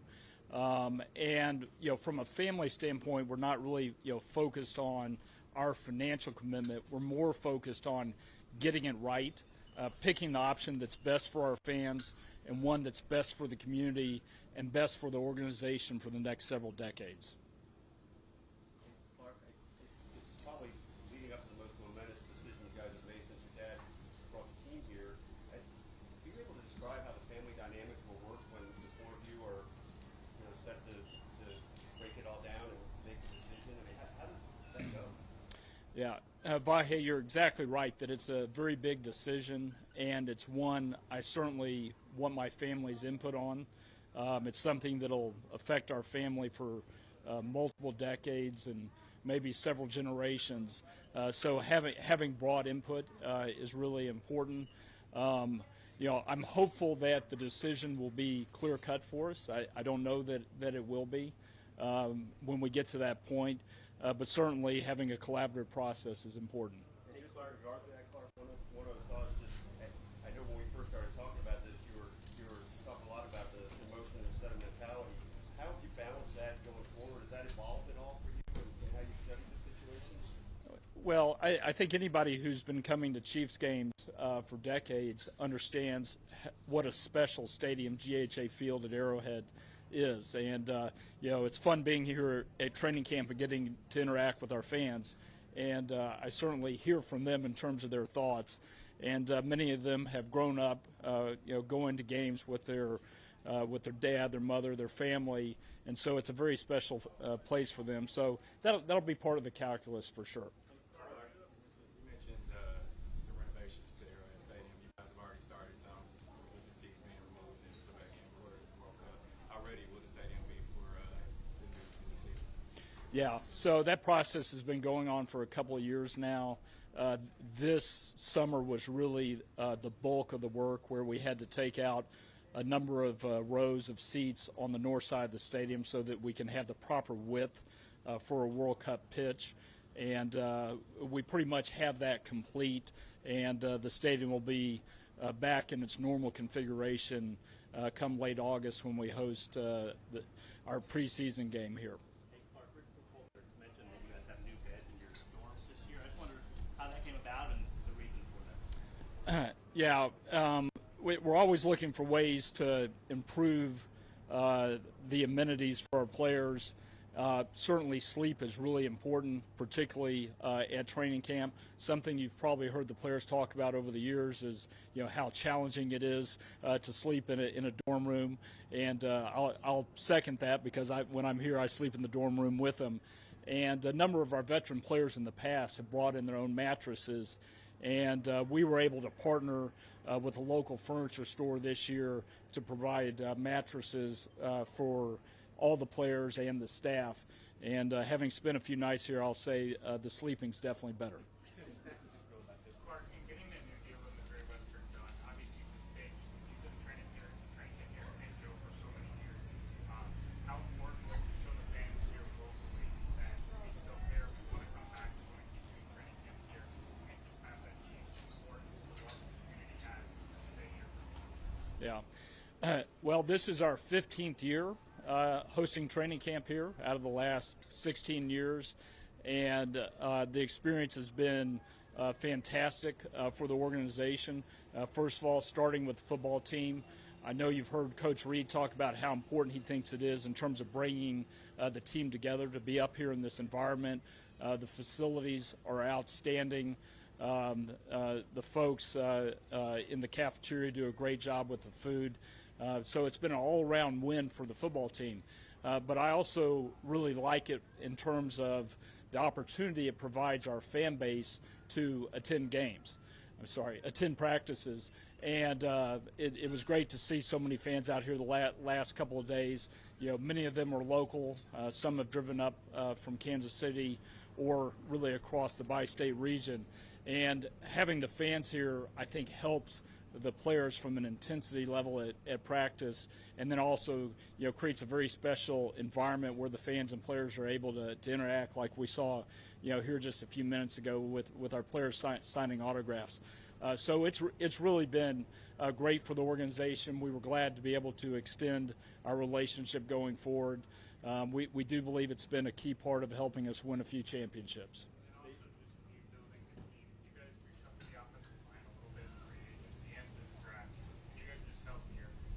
How do you guys feel about it? I mean, no, it's still early, just the patch on.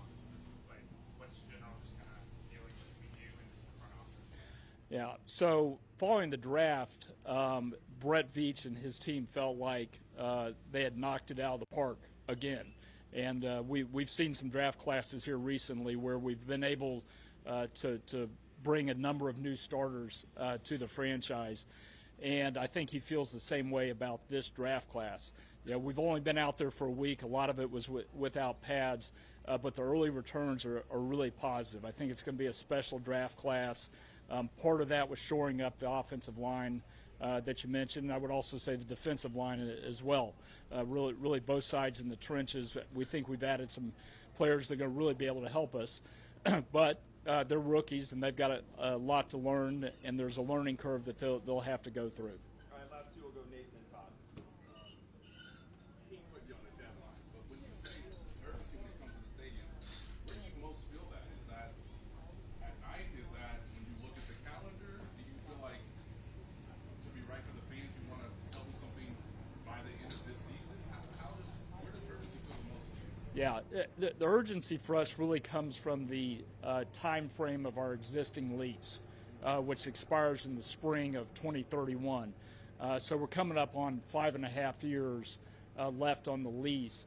And stadium projects, generally are 4.5 to 5 years from the time you start designing, getting the entitlements, and then building whatever you're building. They're not short-term projects. So it's important for us to be able to make a decision somewhat in the near term to be able to be on schedule to have the renovated or new building open in 31. A couple little details, listeners, emailers, things like that. You guys renovate Arrowhead, still no plans to develop anything around that. Mark Donovan told us that most of the responses you got from your season ticket holders about what's in the stadium. Is that true that really not interested in developing things around there? And if you do move to Kansas, does your plan have things to do with the development, or is it mostly just the stadium everything? Yeah, so at Arrowhead, the majority of the work will be inside the stadium. That's the feedback we've received from the fans. In addition to making sure that the tailgating experience is at least what it is today, if not better. And I do think there'll be some opportunities to enhance the tailgating experience if we stay at the Truman Sports Complex. In Kansas, depending on where we end up, there may be a development opportunity around the stadium. We just don't really feel that, outside the perimeter of the Truman Sports Complex, that's really a ripe area for development. All right. All right, there's Clark Hunt, and of course, yes, a lot of that, if they renovate, will be inside of Arrowhead Stadium, considering the development or lack thereof around the stadium. And if they head to Kansas, Clark Hunt saying there may be development opportunities there. I would say that maybe is couching it pretty significantly on the development opportunities out in Kansas. We'll take a timeout. We'll come back, continue rolling. More Zone right after this.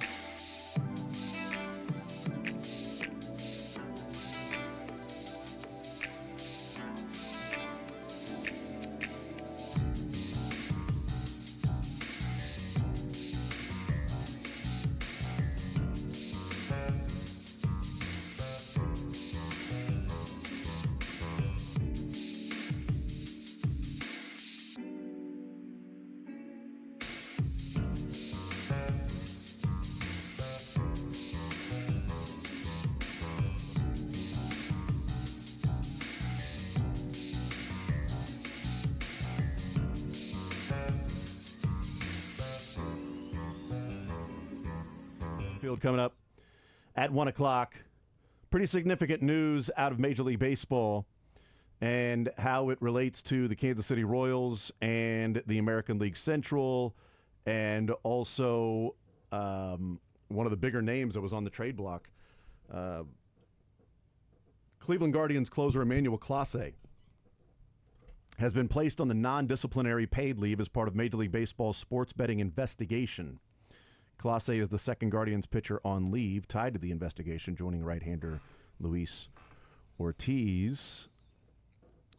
His non-disciplinary paid leave is through August 31st for Emmanuel Clase. So, there you go. Pretty big news for Major League Baseball for Emmanuel Clase and the Cleveland Guardians. Yeah. And another player that is embroiled in gambling accusations. I don't understand when the guy's on a $20 million contract. Yes. What could possibly be the motivation if the investigation turns up improprieties?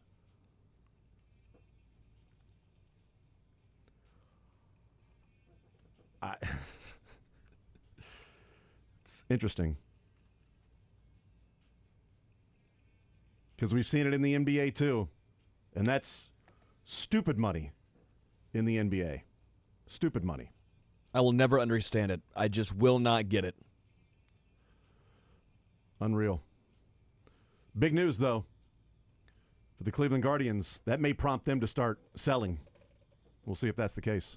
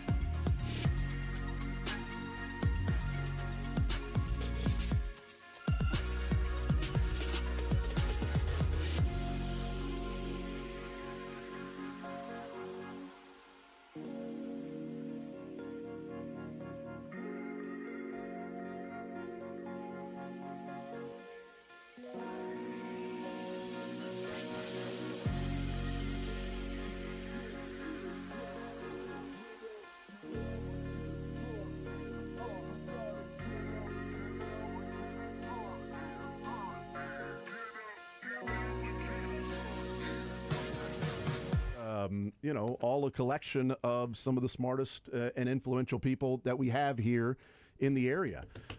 Let's talk about, first and foremost, this Major League Baseball national news before we get into Seth Lugo and Chris Bubich and Jack Caglione and Randall Grichuk and Adam Frazier and whatever else may happen over the next 3-4 days. Pretty significant news out of Cleveland with Emmanuel Clase being placed on the commissioner's list, non-disciplinary or whatever it is, non-injured, whatever they're calling it. I don't have it in front of me right now. But essentially, he's being investigated for sports gambling and improprieties that may have taken place.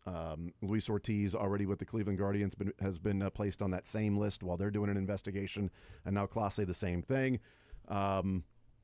I wonder what the next 3 or 4 days bring for this Cleveland team. Is this maybe a ticket out of Cleveland for Stephen Kwan now? I think they're going to start moving guys off. And I thought that after the weekend with Kansas City taking 2 or 3, like that might prompt them to sell because they kind of are in a similar position to Kansas City, but I don't think they – I mean, if we talk about the Royals' offense being inconsistent, theirs is just as bad. So I could see them just going, you know what, we're just going to wipe our hands of this season. And now this Clase move, I think, really prompts that. And they have a bunch of relievers that are super valuable. Kwan's name may come up. I don't think they end up moving him, but we're going to see Cleveland chip out. And if you're Kansas City with some of the moves you've made over the last couple of days, that's one less team you're probably going to have to jump over the next 2 months if we really want to make a push for a wild card spot. Yeah, so they're chasing 4 teams right now, one of those being Cleveland that they were half game behind. Basically, I'm looking at this as 3 teams now. Right. Clase is in year 4 of 5 of his $20 million contract that he signed. With 2 club options. I saw the spot rack a little bit ago. So 2 club options that in 27 and 28 would be $10 million on those club options in 27 and 28. But he was a guy that they were looking at moving. That was one of the more coveted relievers. Duran for the Twins is talked about being out there. Clase as well. Felix Bautista in Baltimore. 100%. Our guys. Kate Smith is another name I think is going to get thrown up by Cleveland as well. I mean, if you're going to trade Clase, then I mean, you look just in the division: Griffin Jacks, Cole Sands. Like, there's a lot of names in the AL Central of teams that are going to get. Those guys are going to get moved. Yeah, those are. I mean, you're talking about 8-9 for Minnesota, Jacks and Duran. 8-9 for Cleveland being, Smith and Clase. Really changing the trajectory in those bullpens over the next few years for them as they try to rebuild.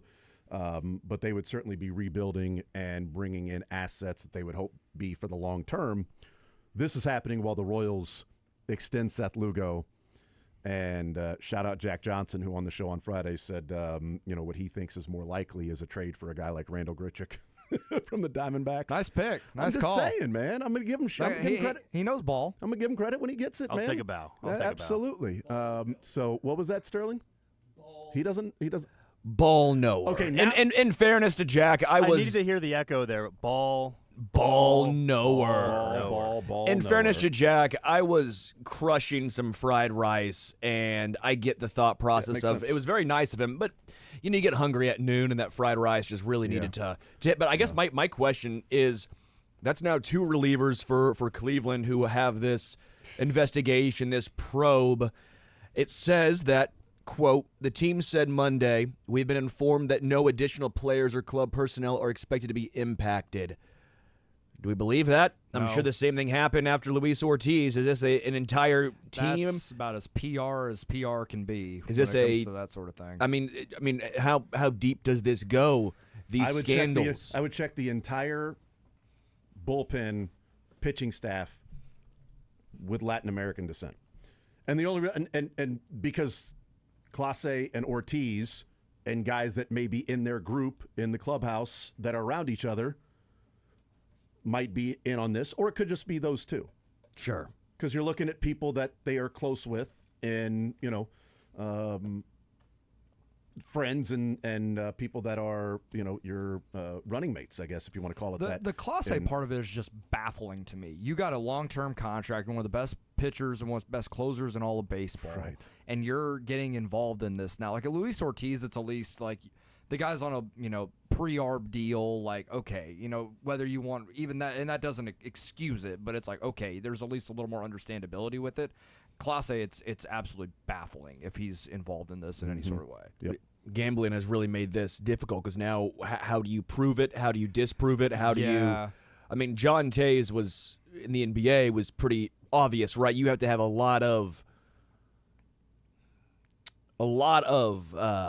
evidence, right? Obviously, I don't know how. I know for Ortiz it was 2 specific pitches that they were looking at. I don't know what Class A is going to end up being. I mean, one of Ortiz pitches, one actually was a pretty good pitch, one was a complete spike job. But again, this is what you're going to run into now with gambling being legalized, and baseball players. If you see something wonky, I don't know where the line is going to be. Yeah, and like the spin zone to it is with gambling being so accessible, legal in so many different places, it's easier to pick out these things now, and it's probably easier to try and audit these things rather than if it wasn't. There's a lot more hoops to jump through with it. Well, that's kind of the point, and people are looking at it and going, well, see, this is what happens when you legalize gambling. But this is also what happens when you legalize gambling. Yes, is because some of this may have been going on for a while. Like, guys may have been doing this 20 years ago, 10 years ago, 15 years ago. But because gambling wasn't as audited maybe as much as it is nationally now, with all the different sites and things like that are each individually trying to audit because they don't want to lose money. Right. It might be maybe a little more common, but could be just as common, but more likely to be caught with that. I don't know what the behind the scenes are, but hey, this is a result of legalizing sports gambling. Okay, but just because some people abuse it, doesn't mean it shouldn't be allowed for people to have the option. That was a great point, by the way. I don't know if I've thought of it that way, and I don't know if a lot of people have. Of people just think of the negative repercussions of legalizing gambling. That could be a positive takeaway, as this may have been always going on, but behind the scenes, and there was no way of officially auditing it. There was no way of having Major League Baseball and teams and these players. It was just basically their word versus someone else's. Now you have a chance to find evidence. That wasn't always there. Because you have legalized gambling into what it is right now, you can now show and have proof of this guy placed this much, and this is a complete and utter outlier. Yeah. It's not some bookie in the backyard of some dude whose cousin you may know 3 times removed. Now you have legitimate websites, legit companies, and as you pointed out, they don't want to lose that money too. So when they see something outlandish being placed, they're going to flag it. Yeah. So this actually might be the best way to prove that there actually isn't gambling going on in professional sports, when in the past there was no way of proving if there was or was not. And also a lesson to everybody else that may be approached or thinking about it, that odds of you getting away with it, probably not great. Pretty darn low now. If they're looking at a couple of pitches for Ortiz that he may have had some vested interest in. Does he have a translator, though? I have no idea. The Shohei Ohtani. Does he have that's right. The translator. Does he have a translator? That's right. The translator was the one that was. I was wondering where you went with that, but that makes total. A year ago, that would have been hilarious because we'd have been right in the middle of it. Now we all forget about that. He's in jail. No big deal. We're all moving on. Shohei had nothing to do with that and was unaware of everything. Joel Penfield is our guest. Seth Lugo signs his contract extension. Boy, what a difference a week makes in that. Last week it was, what are they going to get for Seth Lugo? You feel like they should be sellers. Doesn't mean that you can't re-sign Seth Lugo at the end of this year, but best interest of the club long-term is probably moving him for something that certainly is of value. If not, then, hey, he walks in free agency. You give him the qualifying offer. Hopefully he gets $50 million on the open market. He didn't get $50 million on this extension, but hopefully he would get... If the vesting option hits, it will be. Yeah, that's a good point. Yes, because then that would be that'd be $60 million.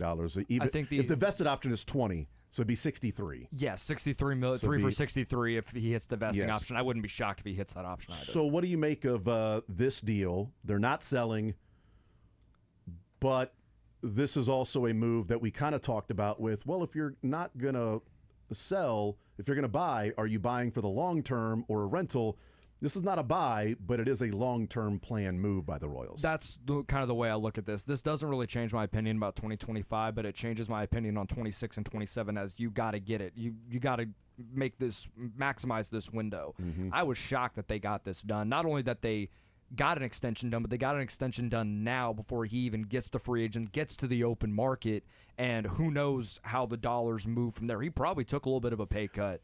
That's my assessment of this, and finish, and I want to get into that part of it. Yeah, I think that, I mean, this is a huge deal for Kansas City. Like, how often have we over the years seen the team, they sign a pitcher, they have this really good pitcher, and they can't afford to pay him, or they don't want to pay him, or they don't want to shell out that money, and then they go to free agency, they go somewhere else, and then we're just on this hamster wheel. And instead, in the last couple of years, we've seen you go and invest in Michael Wacha and Seth Lugo, bring them into the organization. They like it here. They want to be here. They want to be a part of this. And then they go and sign extensions before even really hitting the open market. I know Wacha exercised his option, but he never really got to free agency. They got that deal done so quickly. And now for Lugo to do this before he has a chance to probably cash out probably $5 or $6 million more AAV over the next 3 years for him to stay in Kansas City, that's a massive win for the Royals. I think Lugo took less money to sign this deal, because if people were estimating that if he got to the offseason, if he got to free agency, it was something along the lines of Eovaldi and the 3 for $75. That was exactly what I thought he would get. And so if it's 3 for $75 and people are thinking of that, and you're on the trade block and people are calling about you, the way that Lugo sort of goes to the Royals and says, I don't want to be traded. I want to stay here. I want to play the next 2 or 3. We love it here. Wacha re-signs because he wants to stay here. They trade for Michael Lorenzen, who then says, I want to stay here, and re-signs again. Has a great relationship with Sweeney and Bo. Yes. Yep. And so now this group saying, we want to stay together as a pitching staff because we feel like we can do some great things. And if Seth Lugo and his agent are saying to JJ that, and John Sherman, look, we want to stay here in Kansas City, then they go, yeah, but we can't give you 3 for $75, man. I mean, we can't go that route. So, we got to do what's best long-term for the organization. And could we work with you? Certainly, but what are you thinking? And Lugo then okay, well, let's take a little bit less. I'll take $20 million over the next couple of years, a $3 million signing bonus up front. You're serious about it. And then $20 million the next 2 years. So that gives me 43 over 2 years, not 50, but 43 over the next 2 years. And then that vested option, $20 million, which would be $5 million less if he signed for 3 for $75, and say, here's what I'll do to stay. Can we work around this, which makes it more palatable for the Royals to pay him that money as opposed to 3 for $75 or more, depending on, and maybe an option after that, maybe 3 for $75 with another vested option thrown in for 4 years, or a $3 million buyout. Now it's 3 for $78 or something like that. This, to me, is Seth Lugo making a statement to the Royals that he wants to stay and not taking as much as he would have, I believe, got on the open market. Yeah, I think we all agree this is a lot less. It's a great deal for Kansas City, and I do wonder, when you're older, family, all that stuff, at some point, you've bounced around a lot year to year, Mets, San Diego. Now you're back in Kansas City. You're here in Kansas City, I should say. At some point, you're maybe just sitting here going, I want to settle down, and I want to finish my career in one spot. I don't want to move anymore. I'm a veteran. I'm now, what is he, 35? He's 35. He'll be 36 at the end of the year. 35, 36. You're sitting here going, do I really want to bounce around and keep being a gun for hire? Or do I want to actually settle down, have my family here? I want to be here. And so he's got young kids. I bet they just want to have that stability. Same with Wacha. Because you see it with, and I know this is kind of off topic a little bit, but Kirk Cousins, if you watch the second season of quarterback, yes, that was a big deal for him. I didn't realize how much that was part of his plan. Was I want to be in a spot, I want to be year to year, I want to have some sort of stability. I wonder if Seth Lugo, again, you get to that age, kind of the same age as Kirk Cousins, with a family, saying, I want some stability. I know I might be taking less. I mean, still, let's be real, it's great money. I think anyone would take that money. Very good money, but he could have gotten more if he went to the open market. And so I do wonder that. And I'm thrilled that the Royals shelled out that money, and that he accepted that money, because, again, if you're not going to trade him, you had to extend him. They extended him. Yeah, and I wonder for the short term what this does to the 2025 team, because these guys, obviously, they're trying to block out as much of the noise as they can, but they're all human. They're on their phones. They read the reports. They listen to MLB radio. They listen to ESPN. And they're talking about Seth Lugo's going to get traded. All these other guys may be on the block for Kansas City. They're probably going to sell. They're not going to make playoffs. And the organization makes a statement to those guys that not only is Seth Lugo not going anywhere, he's going to be here for the next 2 years. That guy's a leader in that clubhouse. They love what he brings to the rotation and to the staff and to everybody. And what does that do to the psyche of a team that is on the fringes? They're right there. If that's just like hey, this is a bit of a seal of approval from this front office and this ownership that we're going to go and try and win this thing now. And we believe that this group can go do it. What that does to you on the mental side, obviously not something you can quantify. We'll see what that means on the field over the next couple of weeks. But if this team rips off a decent stretch here of games, we could look back at getting Seth Lugo now at the trade deadline, essentially making that your buy at the deadline, being a reason why this thing turns around and they put themselves in a position that none of us thought they would be in 2 weeks ago. All right, so they make a couple of moves. Adam Frazier is a Royal, and over the weekend, Randall Grichuk, now a Royal. What do you? The Frazier one's been talked about a little bit, so let's start with Grichuk. What do you make of that move to bring him in? Andrew Hoffman sent to the Diamondbacks. Andrew Hoffman was going to be a quad A guy for me, pretty much. Nothing that he showed was like, yeah, that guy can stick in a big league bullpen long term. Like he's going to be a mop up guy or just your I-29 shuffle, kind of like Jonathan Bolin is right now for this team. But Grichuk is an improvement on the offensive side. He's a fine enough outfielder. They need solid bats out there. It's obviously been a point of contention for the last couple of years. With Cags going on the shelf, I don't think that was like a true one-to-one, like, okay, now we need to go make a move for an outfielder with Cags going on the injured list. But Grichuk is a right-handed bat. He kills left-handed pitching, which is a huge deal for this team. Whenever they have to bring out the lefty platoon lineup, there's not a lot of thumpers in there. He can provide that. He hits fastballs well. He has for most of his career. That's something this lineup doesn't do a ton of. And I guess they talked about it in the pregame interview yesterday that he almost signed with Kansas City this offseason. That was the Royals really wanted him then. So to still make that move, it improves this roster. I don't think it's a massive needle mover, but it certainly is an improvement over some of the outfield lineups they've had to run out there for most of this season. So I'm curious what it ends up being for him. Joel Penfield, One Royal Way podcast, is our guest. Is there anything else you'd like to see the Royals do over these next 3 or 4 days heading into Thursday? I was full on board that they were going to be selling and Lugo was going to be on another team on Friday. Correct. That is obviously not the case. Would you like to see them get a little bit more aggressive and now maybe even buy something? Certainly if we're talking about buying, we know that we're looking at the next couple of years. Right. But is it to where now, all right, that's fine. Move one of these guys for Taylor Ward. Move one of these guys for, a piece like that for this team. I don't think they'll do anything super aggressive, but I could see them making a couple of fringe moves like they did last season, like go and find a rental starter. Obviously, with Bubic going down, you need that depth badly. So, and with just a little bit of uncertainty around when Cole Reagan's timeline is going to be, like an Andrew Heaney or something like that from the Pirates, who is a kind of like a Lorenzen type, just a steady guy that you can throw in there. Maybe another reliever if it's not too expensive, just to help solidify things. Harvey coming back does help, but also his health is a major question. He's thrown, 13 innings for the Royals in a year and a half, so who knows what you're going to get there.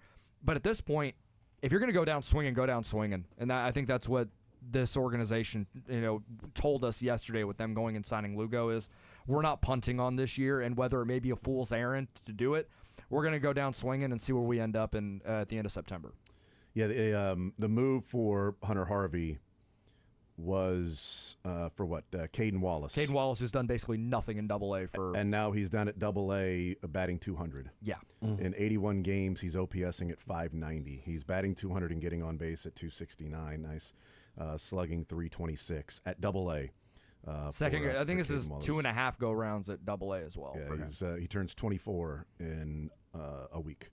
So he's going to be a 24-year-old at Double-A batting 200, and they got Hunter Harvey for him. It's unfortunate that Hunter Harvey has not been healthy, but if Hunter Harvey then, looks like Hunter Harvey the rest of the way this year, and it helps them solidify the bullpen, well, then it's still worth it for that move last year because you gave up essentially nothing. 100%, and you still have established guys like Ursig and Estevez as well with him, and Steven Cruz has kind of emerged. You got 4 guys that are there that you can feel pretty comfortable with in high leverage spots. No lefties, though. No, that is the tricky part, so I think that's where they're going to have to look. And I still have never quite figured out Angel Serpa, because every time I'm like, hey, he's got it figured out. He has 3 or 4 clunkers in a row, and then he's awesome for 4 weeks, and then he has 3 or 4 more clunkers in a row. I can't figure it out. Very inconsistent, and I don't know. Clearly, they don't trust someone like, let's say, Evan Sisk in the minors. They're not. Yeah, I think he's kind of a I-29 guy as well. I don't necessarily view him as a long-term piece in the bullpen, but I think he deserves a shot over Sam Long. But Agreed. But you also need like one mop-up guy. That's why they kept Chris Stratton for as long as they did. That's what Will Smith did last year. Like, you need one guy that's just like, all right, you're just going to... It's been Jonathan Bolin now, it feels like, at this point. Well, Bolin had to be the sacrificial lamb when Bubic got hurt. Yes. So that, yeah. Yeah. Visiting with Joel Penfield, One Royal Way podcast is our guest. Chris Bubic, the injury news, he goes on the IL. Rotator cuff strain. Cole Reagan's last start was June 5th, and mid-August is when we'll get a better idea maybe of his return, or maybe even start a rehab around there. I don't know if it would be that long for Chris Bubic, because that would put him mid-October, which October 10th was the final game against the Yankees last year in the divisional round. Does it change for the better or the worse when we hear that it is something he's been battling this year and pitching through? Does that make you more confident he returns, or less confident in, well, if he's been battling this, then maybe he stays on the IL a little bit longer to really get it figured out? Yeah, if he's been battling this for that long, then who knows the severity of it? Because we also don't know how long Cole Reagan's had been dealing with the rotator cuff thing either. So both of those guys were dealing with something. And, I mean, credit to Bubic for battling through it. You know, being a guy that came off of Tommy John surgery, I wouldn't have blamed him if he was a little gun-shy and went to the organization and said, hey, I may want to skip a start or two. Something's not right. But no, he just kept pitching, and obviously it's to his detriment now because he's hurt. But at this point, I don't see a path for him to pitch the rest of this year. I think they will give Reagans a couple of starts at the end of the year. He was out for long enough. I don't think shutting him down from June on is going to be good for him next year either. Like, give him a couple of outings at the end of the year, see if he's still, get him back into a little bit, then a regular rehab and off season, and then go into spring training ready to go. I think that's the best path for him. If that's the case, like, they're going to have a better inside that building, they should have a better idea of what the severity is. 100%. We're talking, shoulder. And so, given that being the case, and an idea of what they think of Cole Reagan's, I mean, with Lorenzen out, and although he threw off the mound, so Lorenzen out, 30 pitches or whatever. Lorenzen out, Reagan's out, and Bubic out, 3/5 of their starting rotation. They extend Lugo, which isn't necessarily, hey, we're going for it. They didn't trade for a guy like Lugo. They didn't trade for Zach Gallen or Merrill Kelly or something like that. Say 3/6, 1/2, because Noah Cameron has emerged as a legitimate starter. That is true. That's fine. So 3/5 of your opening day rotation. 3/5 of your opening day rotation. Still, you've got 3 guys that you were going to rely upon that are on the shelf currently. I mean, does this still Royals in? You know what? If there's somebody that you guys feel like, and I'm saying from JJ Piccolo's perspective, if there's somebody on our team that you feel like is of value that you want to talk about and make a trade offer, certainly we're open to anything right now, whether that is moving a piece for future or buying a piece for the future if it makes sense overall for the team. I just worry that with Bubic now on the IL and Reagan's an unknown and coming back from an oblique for Michael Lorenzen, and maybe Dallas Keuchel, the next call up to the big leagues while Rich Hill is going to the mound tonight. Who? Well, Dick Mountain is going to the mound tonight. To me, it still puts him in a position that maybe not trading Seth Lugo, but it doesn't mean that you are now all of a sudden buyers, or you should be protecting your assets at all costs and not looking to move anybody that would bring back some value. This is a bit of a cop-out, but I do wonder how much the Atlanta series and how the results of that impact some of this. Because if they go in and say they sweep if they Atlanta, got swept by the Guardians, we might be in a completely different conversation. Now, they still could extend Lugo even through that, because those negotiations are still happening, but we'd be talking about a Carlos Estevez getting moved, a John Schreiber getting moved, a Freddie Fermin getting moved, and those types of guys. Now, I don't think that's going to be the case at all. The Lugo thing completely kind of changed my mind on that, especially given that you take 2 or 3 from Cleveland, and Atlanta's not a great team either. I think you're facing Eric Fetty on Tuesday. They have, I think, every one of the guys in their starting rotation is all in the 60-day IL now. Like, they are just a mash unit pitching-wise. And you're getting Strider tonight. But if you're able to find a way to win that game with Dick Mountain on the hill, and you take 2 or 3 or you sweep, I mean, we're having and Thursday may be really interesting for the Royals and what they decide to do, because at that point you're over 500. And Cleveland's bowing out, Minnesota's been bowing out, and it's like, okay, hey, we see our opportunity. It's still pretty muddy in the American League wild card. Now's our chance. Let's go get it. For those wondering what Dallas Keuchel has done in the minors so far, he's had 3 starts, 4.73 ERA, just over 13 innings, 11 strikeouts, 5 walks. So just wanted to throw that out there if people are wondering what Dallas Keuchel has done. If they need a start or 2 from him, like, okay, it's kind of the way I look at Rich Hill. Like, I don't think sure. I don't need 2 months of Rich Hill starts. I don't need 2 months of Dallas Keuchel starts. But you can give me 2 or 3 to kind of just keep this thing moving a little bit before we can solidify the rotation a little more, then that's fine. Yeah. And the offensive environment in AAA is so wacky that a 4.73 ERA probably equates to like somewhere in the mid 3s in Major League Baseball. So who knows? Question for you, Kyle Wright.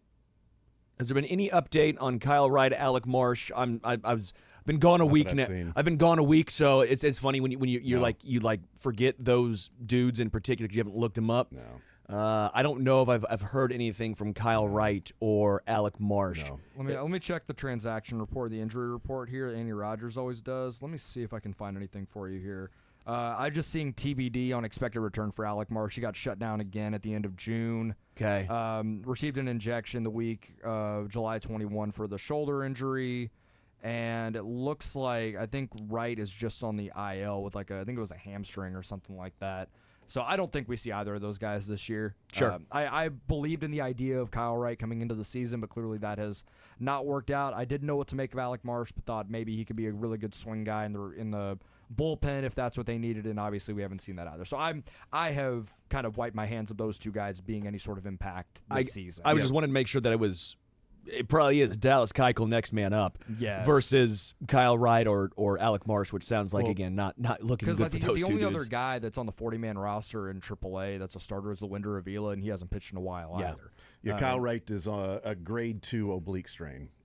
That happened July 1st. Grade 2, so that's pretty right. And obliques are very important for pitchers. Yep, so it's been 4 weeks since he was diagnosed with that, but he's still trying to come back from the surgery and missing a year. Now the oblique strain, grade 2, not slight, but grade 2.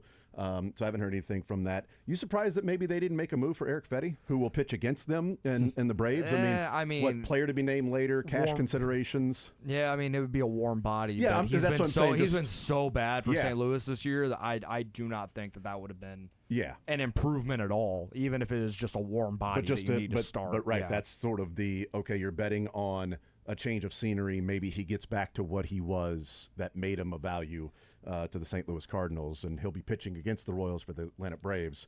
If they can get one tonight, if they get this one tonight, if they can clip Strider, then we may be heading in a very different direction than we talked about a week and a half, 2 weeks ago. Yeah, it's hard to, when I watch Strider, I don't know if I'm watching more the movement of his pitches or his calves when he's done pitching and the legs. He and Jack Caglione, I feel like, could battle for the quads. The bigger quads, the tapered pants, the pants that are fit specifically for their body. And also, did he get calf implants? I do wonder about that Spencer Strider. There is a question. People are wondering. Many people are asking the question, did Spencer Strider get calf? Look, watch tonight. Watch tonight. Every time he pitches, it looks like his pants got spray painted on him. It's ridiculous. His calf looks like he's popping out of the. It's like a the country pants. song about his pants. Pretty much. Yes. Pretty much. Blue jeans, spray painted on. That's my assessment of Spencer Strider with Dick Mountain go. But tonight's a big. If you find a way to get this one, that is a pretty significant pitching matchup in the Braves' favor. You feel pretty good about what the next 2 could be. But also, the Braves are a team that have been struggling. And the Royals have been better against really good pitchers, and they have struggled against pitchers that have a 4+ ERA, on the season, which is weird. One of my favorite things in baseball is when you have a just stark contrast in pitchers. When you have a 45-year-old Rich Hill that's throwing below hitting speed and changing arm slots and spinning curveballs up there, and Spencer Strider's like, you know what? I'm just going to throw 99 by you and let's just have a good time. And it's not even going to look like I'm really trying. Yeah. I'm pumping it in there at 98, 99. Pretty easy, 98, 99, and just with some crazy stuff. Yeah, it's you good?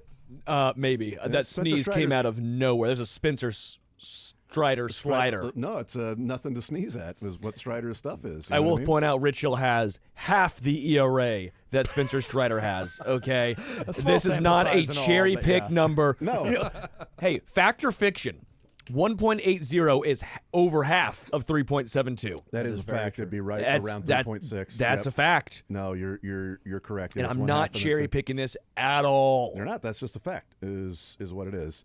Joel Pinfield, One Royal Way podcast. Joel, before we let you go, prediction time, and this is a tough one because boy, it could go either way here. So, what does your gut tell you today that we may be discussing on Monday? Do they add somebody, let's go, of quote-unquote significance, which is that's a relative term, or are they moving a piece because the value and the seller's market and the opportunity is too great there? I think they're going to add. Okay. You know, I'm at this point, I said it a little bit ago, that I think they're just going to go down swinging and see what they have this year. The opportunity's there, and they believe in that clubhouse. We'll see what happens. Well, they don't like walks, so that makes a lot of Dang sense. it, dude. I was leaning at the tape, too. I said, well, to be right in line with this team is to go down swinging. Sorry. You want to try man. it? I'll stop it. No, Say it no, again. it was good. It was good. No, you said you don't like walks. It's a couple different Yeah. ways of getting to the finish line. You know, we just took a different route there. By the way, final question. Uh-huh. Could they still trade for me and just roll with Luke Maley back there? Yes. Because Why if not? Fermin I would. might bring something of decent return back. I would do that for sure. If the opportunity presented itself like San Diego wanted him, I would do it. I would too. All right, we'll take a timeout. We'll come back. Joel, you're the man. Appreciate it. One Royal Way podcast. Thank you for joining us, man. Absolutely. Thank you very much. All right, we take a timeout. We come back. More zone rolling along. Coming up next.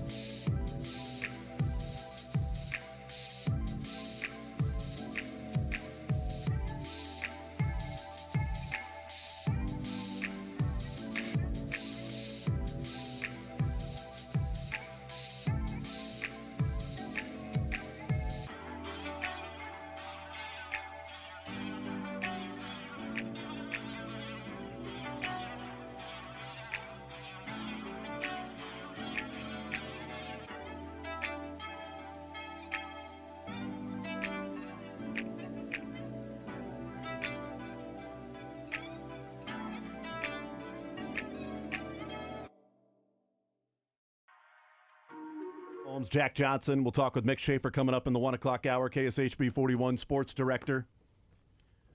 Learn Funniest Best coming up as well in the 1 o'clock hour. Seth Lugo signs his extension. Josh Simmons looks pretty good at practice as the left tackle. Chris Bubich on the IL. I want to talk as well about Michael Garcia a little bit. Ooh. Because Thursday and Friday, I had talked about as we were discussing what was going to take place with the Royals, what we thought would take place with the Royals if they were going to be selling, and a name that had popped up in a couple of different places was Michael Garcia and a connection with the Yankees. And this was before, of course, they got McCarthy from the Rockies, that Michael Garcia was a guy that maybe the Yankees would be interested in trading for because they need help at third base. And, you know, we talked a little bit about how hilarious it would be if they bring in Michael Garcia to play third base to move Jazz Chisholm off third base because they're not getting enough production from third base with Jazz Chisholm. That'd be great. And one of the things that I was watching, and I thought, you know, the Royals had to make the correct assessment on with Michael Garcia. That we know last year he was viewed as one of the worst qualified hitters. And I've talked this year about how much I believe in Garcia and the revamped swing because it has shown a little bit different than what he was doing last year, but it's had massive results and an improvement. But going back to June 18th, this was before the weekend series, but going back to June 18th, the last time he had hit a home run, and it was like, all right, this guy's hitting home runs at a great clip. Like he might hit 20 this year because, you know, he was sitting at 9. And that was, mid-June or whatever. So he had played right before Friday's game. So we talked about this on Thursday and Friday. 29 games, and he was OPSing at sub-600 in the previous 29 games since his last home run. Now, remember, he OPSed at 614 in 2024. He was OPSing in that 29-game stretch under 600. Since the beginning of June, he had been batting 260 and getting on base right around 300, but OPSing around 700 since June. And over that stretch since his last home run, he had the 29 games and 8 extra base hits in 29 games. That was it. So I thought, all right, so the Royals have to assess this. What do they have in Michael Garcia right now? Because they've had to assess it since the beginning of the season. Yeah. As we've asked, have the Royals found their third baseman or second baseman of the future in Michael Garcia playing the way, swinging the bat the way that he is, with team control for a while? Is this the guy that he is? And we're like, oh, remember the start from Michael Garcia last year. And I had talked about that. I thought this was different. But I do think at the point last week, you had to make the assessment of, was Michael Garcia's April and May just an amazing hot stretch, a more extended hot stretch than what his first 2 weeks were in 2024? And now he's playing like he did in 2024. I think it was a very significant Cleveland series. A very significant Cleveland series. Because, again, he had really struggled swinging the bat over the last month, since June 1st. Yeah. And against Cleveland, he goes 5 for 10, 2 home runs, 2 triples, 2 walks, 4 RBIs, 3 runs scored, strikes out twice in his time at the plate. And I think we can reasonably assess that Michael Garcia doing what he did in just 3 games says to me that the 28-game stretch was more of a slump that he was going through, and the before that / these 3 games this weekend series against Cleveland is hopefully much closer to what he actually is and will be moving forward. Because if he'd have just had a couple of hits and it's like, oh, okay, well, you know, he's kind of doing the same thing he was doing, a couple of singles. He was hitting the ball hard and he was locked in. I hope it continues against Atlanta. But the fact that he had the stretch that he did, then went cold, and then has this series, I don't think you jump out in a 3-game set, small sample size or not, swinging the bat like that just randomly, because I don't know that he had a 3-game series last year at any point where he hit 2 home runs and 2 triples. Well, to start the season. Yeah. Probably. No, Whatever. I mean after that, right? After that, yeah. So after that hot stretch when it was like, wow, he hit 4 home runs, and then it was like, hey, 3 months later, he still hit 4 home runs, like a 3-game stretch like that. So I think it was a pretty big development, too, for Michael Garcia for it to potentially just simply be, he had a rough stretch in his last 28, 29 games. He wasn't hitting the ball as hard. But you know what? Salvi had a rough stretch of 30 games at one point. Vinny had a rough stretch of 30 games at one point. It's baseball. You're going to have it. In 53 fewer games this year, he has 1 less double, the same amount of triples, 3 more home runs. He has 34 walks. He had 42 all of last year. I mean, this year he has had such better plate appearances, and I wonder if that's been the biggest change. Yes, we know the revamped swing, but he's just seeing the ball better. 34 walks to 56 strikeouts. I know old school baseball fans will not still be thrilled by those numbers, but in the grand scheme of things in today's Major League Baseball, 34 walks to 56 strikeouts is pretty darn good. Yeah, he's not going to be a crazy walk rate guy, but that's still an improvement overall of where he had been. I've just been very impressed with not just, again, the revamped swing, but also the pitch recognition, maybe, because you're seeing what he's done. It's not just he's ripping fastballs. He has been incredible against changeups. 308 batting average, expected 336. He's slugging 590 against changeups this year. I mean, this is a guy who has seen the ball well.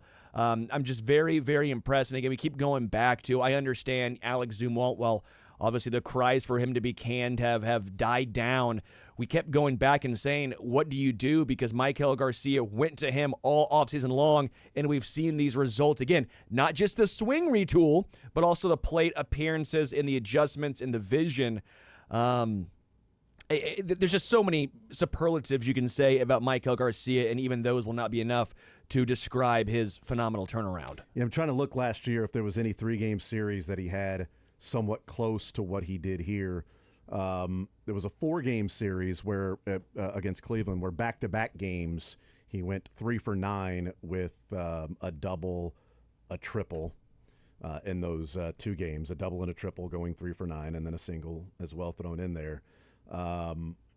Just looking at a 3-game set, Colorado on the road, he went 4 for 14 with a home run, but that was the only extra base hit.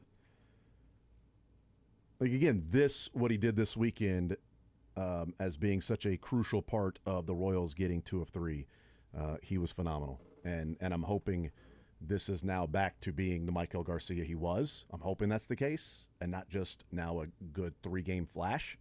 Because, again, this is where the Royals have to assess that. They have to assess what the health is going to be for Seth Lugo moving forward and the limited number of innings on his arm for how old as he is. A guy that's 35 years old with less than 1,000 innings pitched. You know? Other guys that are his age have almost 2,000 innings pitched, especially starters.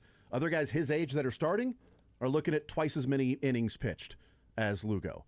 So if we're saying, like, all right, he's 35, you're paying him for the 36 and 37-year-old season, do you want to be paying guys that are that far on the other side of 30? Is that smart business? You have to assess what you're seeing from him and what you expect to get over the next couple of years. Yeah, Michael Wacha's thrown over nearly 1,600 innings, and he just turned 34. Right, so you're looking at, 700 fewer innings or whatever. What's Lugo at, like 900?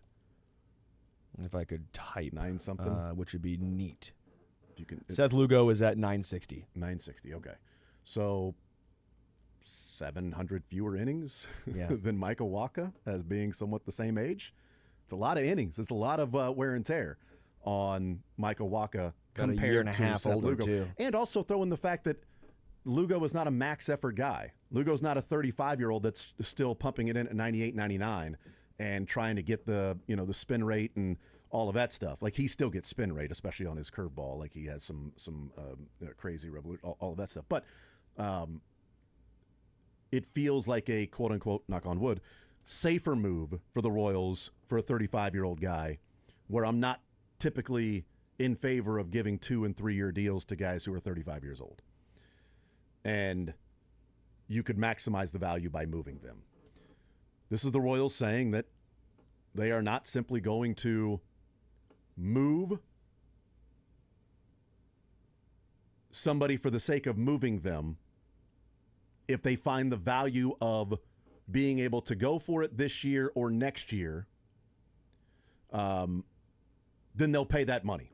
Then they'll make that move. Sure. And they did it with Lugo. They did it with Waka last year. I didn't know that Waka was going to re-sign with the Royals, and he did. Lorenzen re-signed with the Royals for a year. And Lugo clearly took less money to sign with the Royals. I don't think there's any question about that. What he could have gotten in the open market is not 2 years, $26 million or $46 million, with the third year being a vested option. I think he would have got 3 years guaranteed. Not in the 2 years you have to do this, and this to get that third year of the same salary that we're giving you the first 2 years. And even if you get that, it's still $15 million less or $12 million less because of the signing bonus. It's $12 million less than what many people valued your 3-year contract to be if you reached free agency. I think that's pretty significant for the Royals and Seth Lugo to also make that particular statement. We'll take a timeout. We'll come back. We'll talk about what Matt Nagy said about Josh Simmons, Trent McDuffie talking about some of the defensive players. We'll get into a little Chiefs coming up next.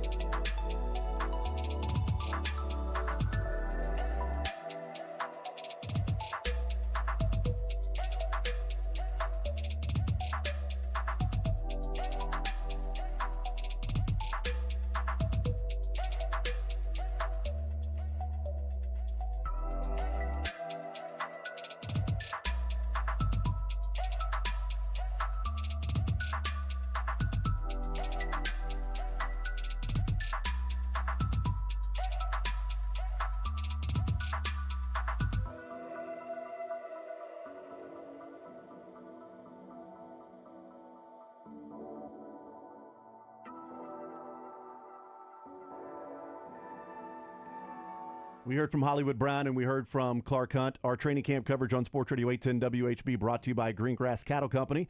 Make sure to stop into Greengrass Cattle Company on your way to St. Joe for their new training camp bundle. You can also order online at greengrasscattleco.com. As well as Easton Roofing. Make sure you visit them at eastonroofing.com for commercial and residential roofing needs. With all of the rains and storms that have come through, make sure you get and call and visit them at eastonroofing.com, where integrity matters. So we had the question that we asked at the beginning of the show in the first hour of what the bigger development was from the weekend, the Seth Lugo contract extension or Josh Simmons as essentially the left tackle. And let's be honest, starting left tackle. Because right tackle, Jalen Moore was placed over there to start training camp with the ones. Juwan Taylor started training camp on the pup. The pads come out. Juwan Taylor's off the pup list, but rotating in with the ones with Jalen Moore. Juwan Taylor started with the ones, and then Jalen Moore came in, relieving Juwan Taylor, not at the left tackle spot. And we asked the question last week about, is the real competition now going to be at right tackle instead of what we talked about, Jalen Moore versus Josh Simmons? And my reasoning behind that, Sterling, was Andy Reid said that, and we didn't know how long Christian Fulton was going to be out. Now we know that he had surgery to clean up something in his knee back in the spring. But Andy Reid said that, when asked about Juwan Taylor last Sunday, when they had reported, didn't feel like it was something serious for him on the pup. That it was like, Fulton's going to be out longer than Juwan Taylor. But also the way that he said it sort of sounded like Juwan Taylor's going to be back soon. And my point of talking about right tackle being the competition instead of left tackle is, if you didn't think Juwan Taylor was going to be out that long, and now we know it was a week. It was a week of training camp when there's not much going on in that first week, right? I mean, you're, if this was like 2 or 3 weeks in and it's like, well, he's going to miss like 3 weeks, okay, that'd be different. But if we thought that Juwan Taylor was going to be missing just a minimal amount of time, and you really had a competition at left tackle, you didn't know who your left tackle was going to be. You needed to get as many reps possible to get a better idea of Josh Simmons or Jalen Moore.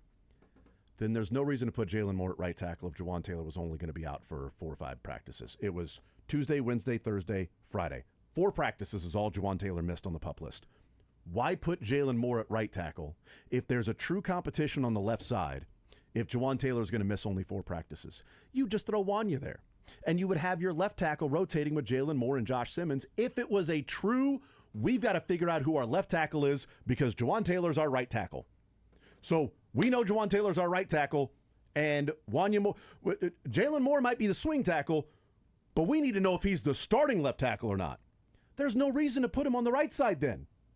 And that was what we had talked about earlier in the week last week, on Tuesday, when we found out that Jalen Moore was starting at right tackle. I'm like, if Juwan Taylor's going to be out for a limited amount of time, then Jalen Moore should be over on the left side. If it is a true competition on the left side, if it is not a Josh Simmons is available, we don't have to worry about availability. We just have to judge him on ability. And we believe strongly in the ability. That's our left tackle. And Jalen Moore now becomes the swing tackle, but we need as many reps as possible for Josh Simmons on the left side because that's our left tackle. So Jalen Moore is going to play the right side as long as Juwan Taylor's out. And when Juwan Taylor comes back, I believe the competition is going to be on the right side between he and Juwan Taylor. And that was a big development this weekend, Sterling. The fact that Josh Simmons, even with Juwan Taylor back and pads, Simmons is your left tackle. Which, again, goes to show you how much faith and how good that Simmons has looked. I know it's early. I know it's best shape of your life season. I understand that they do want to give him every single opportunity, maybe every single snap, because worst case scenario, you probably have break glass of Jalen Moore can at least go over there and play left tackle because he's done it before. Josh Simmons has not done it in the NFL. Right. I get all that stuff. But the points you've made and what we've heard, what we've seen, Josh Simmons looks like that is his job now. It looks like Josh Simmons is going to be the left tackle. Yep. What we know as of July 28th. But that has me extremely excited. And this is coming from a guy who was very... You hated Josh Simmons. You hated the pick. You said, No. You said, if they pick Josh Simmons, I'm no longer going to be rooting for the Chiefs' success. I will be rooting against everything Kansas City Chief entirely. Isn't that what you said? I think you said you'll be an Eagles fan or something like that. Whoa. I was against the pick. Yeah. Because I was with Matt Derrick of the injury concerns. I was against the pick for the Chiefs can't develop tackles because we've seen that time and time again. Totally fair. So my thought process was bring in a solid veteran, just whether that's Jalen Moore, which it was at the time. I go, let him be your left tackle because at least you know what the floor is going to be. At least you have some sort of certainty there. But Josh Simmons has exceeded my expectations early on so far. The knee looks way better than I ever could have expected, which, again, I get I was in the medical room, but the fact that many teams passed on him also made me nervous, right? Yeah, agreed. But they made me a believer. They didn't pass on him because of injury, remember? They passed on him because of character concerns. Yeah. Not injury, character concerns. Damn it, I'm a believer. As I you should can't be. leave him, Yeah. even if I try. And you saw his face. According to that song in Shrek. Yeah, you saw his face. And the monkeys. That's right. Matt Nagy saying about Josh Simmons, the athleticism is rare and special. That's what he said today about Josh Simmons. The mental side of it, laser focused. Protection-wise, though, is where you got to focus. The checks at the line of scrimmage, audibles from Patrick Mahomes or even Creed Humphrey, and does it click for what he has to do to execute? And he said there were a few plays that he was off in the padded practice, but now go see if he's made improvements and don't make the same mistake twice.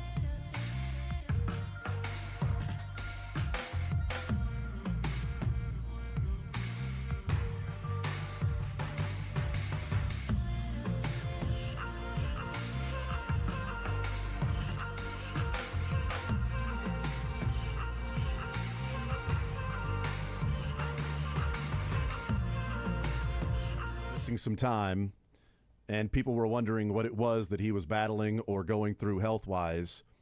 And Deion Sanders having a press conference. He underwent surgery to remove a tumor that he was battling bladder cancer, and he is now having a press conference saying that he is cancer-free. He has beaten bladder cancer, and he does plan to coach Colorado this season. That's the plan, is still to coach Colorado this season. There was a question over a couple of weeks of whether or not that would be the case because he had been battling some health issues.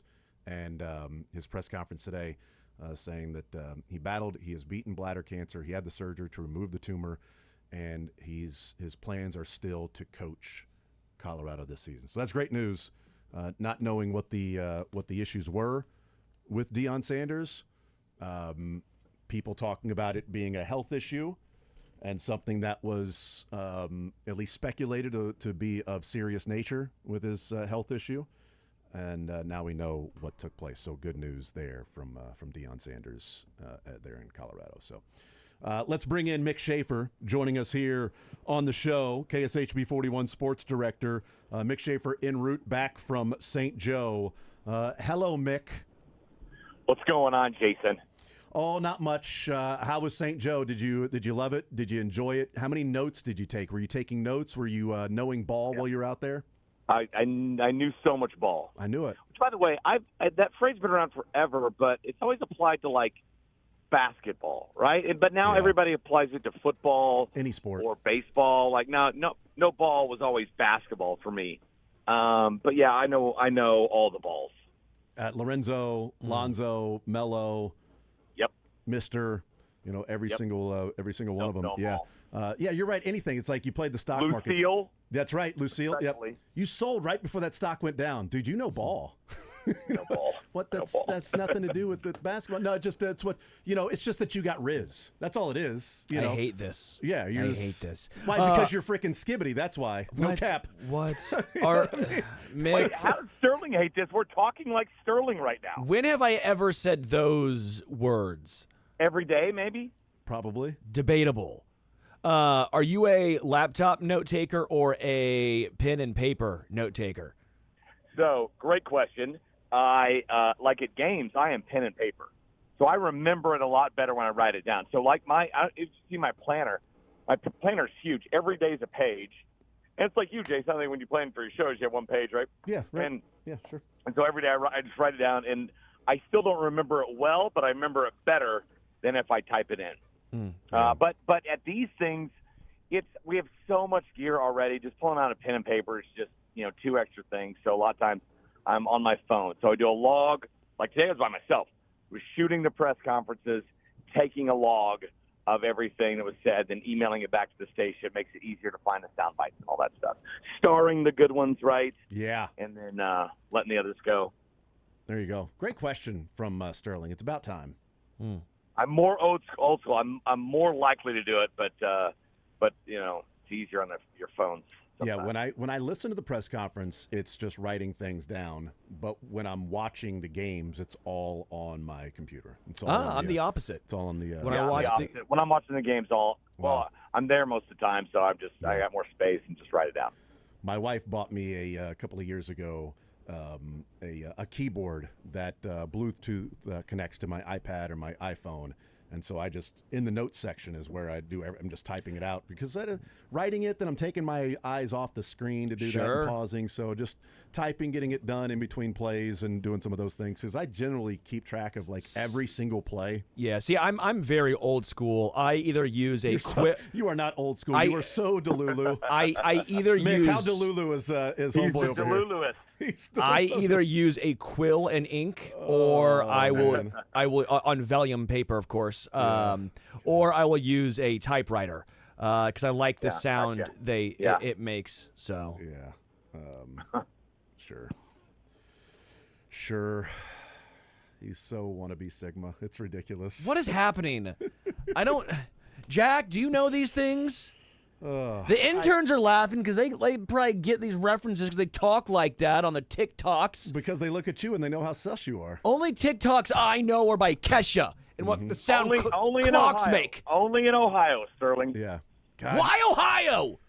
Seriously, I mean, Keystone, how Where all basic? my hubs at? How basic is Sterling right now? I He's the basicest. Come on, dude. Oh, unbelievable. Usually he's always out here trying to flex on everything that he's got going on the weekend, but, you know. That was a song, No Flex Zone. I remember that song Yep. from 2014. That's true. Okay. Yeah. So I'm hip. Okay. Those marijuana cigarettes. Yeah. Anything out at practice that that made you yeet, that you saw out there, Mick, that you were pumped about that took place there? Or was everything So, sort of mid for you? I had strict instructions from Nick Jacobs today. He's like, when they do 9-on-7, I want O-line, D-line, ISOs, right, one-on-one. Yes. I'm like, okay, we've got enough.